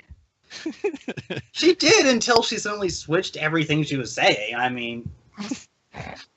Okay. There So is- DM to player now. She never made any kind of like she was always saying the exact thing that she was meaning to say. I'm trying to justify You're just myself. clueless. She didn't flip flop on anything she ever said. She straight up told you she didn't like humans. You're just. I didn't hear it till the clueless. very end, and I was trying to... Okay, yeah, you're right. Of course she's right. She's the DM. She's the DM, you motherfucker. I was blinded by love, and then later, scorpion venom. My eyes. Oh my goodness. Okay. So, Mannix is going to attempt to get out of the chair. And then Jareth is going to stand and immediately, stand in front of him and put his hands, right in front of his face so that he can't get up. These are the reflexes. And Mannix's response will be, if this is indeed what is going on, we must spread word to the others. which is what I want to do anyways. He will indicate to Klaus, and he will say, "May we have use of your familiar, Sure. as well as your quill and papers." He looks around and he says, "This place seems to be a lot messier than I left it." Oh wait, hold on. Oh, fuck. There's the mosquito. The mosquito's in my room. Kill it with fire. I Go get it. can't. Get it, I'm get it. tethered to the computer. Okay. So another quick little time lapse. So what's going to end up happening is Mannix, who has the best handwriting, is going to write letters It's to. kind of sad when a guy who's like can barely stand has the best handwriting. Well, between Mannix and Jareth, Mannix has the best Right. handwriting. Look at this. Yeah, Is that really us surprising? chaotic neutrals are too impatient to write neatly. So Mannix is going to write a few letters. He will have Lavi deliver some of them, but then he will also hand a few letters to you. Mhm. One letter will be addressed to Cotton. One letter will be addressed to Alona. Mhm. And then one letter will just say A and A on it. Yeah. And We know who that is. yeah, and he will hand Duracell. that to you. So wait. Did we know before this point that Alona was a song? Alona's not a song. Oh, okay. It's just a letter that needs to Okay. get to Alona. Oh, okay. Can I take floor shifter to Red Rose? I need to get there anyways. I really need to learn how to turn someone into a bird so I can make him fly away. I mean, All right. So Mannix will then hand you the other letters, and will ask you to please see them delivered, and they will provide you with transportation to Glamstill. Okay. All right. How many letters did Lavi have? This poor Falcon's just Let me see. back. Well, I'm It's got a little mostly. backpack. It would have been a bundle. It would have been a bundle of the letters. Right. We'll say 3. We'll say Okay. he sent off 3 as well. So Okay. I'm three, mostly three just to wondering. individuals that you aren't familiar with, and then you got 3 letters to send to people that you know. Right. I mostly wanted to know about how long that was going to take. How long I could expect her to be gone, basically. Okay, so here's what we'll do. We'll metagame a tiny bit. She'll be back when we next play, That's fine. because That's kinda what I I figured. think here is a good place to call it for now. We'll Okay. pick up with you guys in Glamstill. okay, Yes. but I have one last line. Okay. So everybody's starting to mill about, and we've gotten our action items from the meeting, hmm and Jareth is mothering everything, and everybody's doing their stuff. So I'm going to watch for a moment, because I'm not going to be doing terribly much this whole time. I'm just stationary while everything's around me, and I'm still fighting. And then I see an opportunity, that the first opportunity I see, rather, I come sit beside Mannix, sort of like kneeling on the ground, and I say, if you go planeswalking and you see one like me, just take care of him. He'll put the quill down, and he will. Did you put your hand on like the arm of his chair? He'll put he'll put his hand on top of your hand, and then he'll lean in so that he's kind of resting his head on top of your head for a little bit, for just like a moment or two, and then he will go back to writing, and he just will be very quiet about it. Which is enough, and then I slowly get up and stumble and go outside for a walk. Okay. Okay. I'll be back by the time everybody's actually like, okay, Right. let's go to Glamstill or whatever, but... Right. Okay. So in that case, I think we will call it with you guys in a cart traveling back to Glamstill. We will pick it back up in the city center. Or actually, we'll probably pick it back up in Alona's office. Oh, good. Well, you have a letter. You have to give her one. I know. Guys, Getting called into the principal's office again! look, it worked. Oh my god. Word. I didn't even notice when you did that. I didn't notice when you switched them. That's Well, funny. I had 4 of them. Oh, okay. I went from the coal Uh-huh. to the obsidian. Oh. I'm not sure which one this one is, and then finally to the clearest one I could find. Okay. I wondered what you were doing with the rocks. I noticed you kept holding them up. Mm-hmm.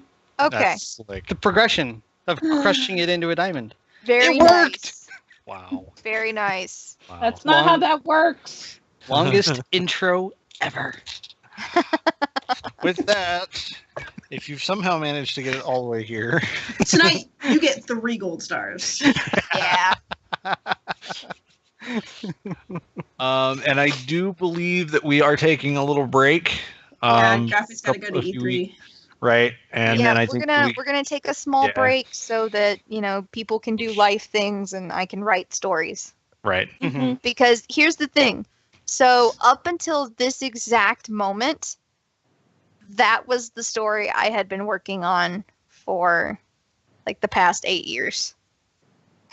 All of the next stuff is all new. Yeah, all of the stuff going forward is kind of new. Like I have to write it. So hopefully it's of the same quality. It's don't know. amazing. I think it'd be fun. It'll be I great. believe in you. Yeah. Yeah. Alrighty. Thanks for watching and listening. Hey, we love you, bye. Bye.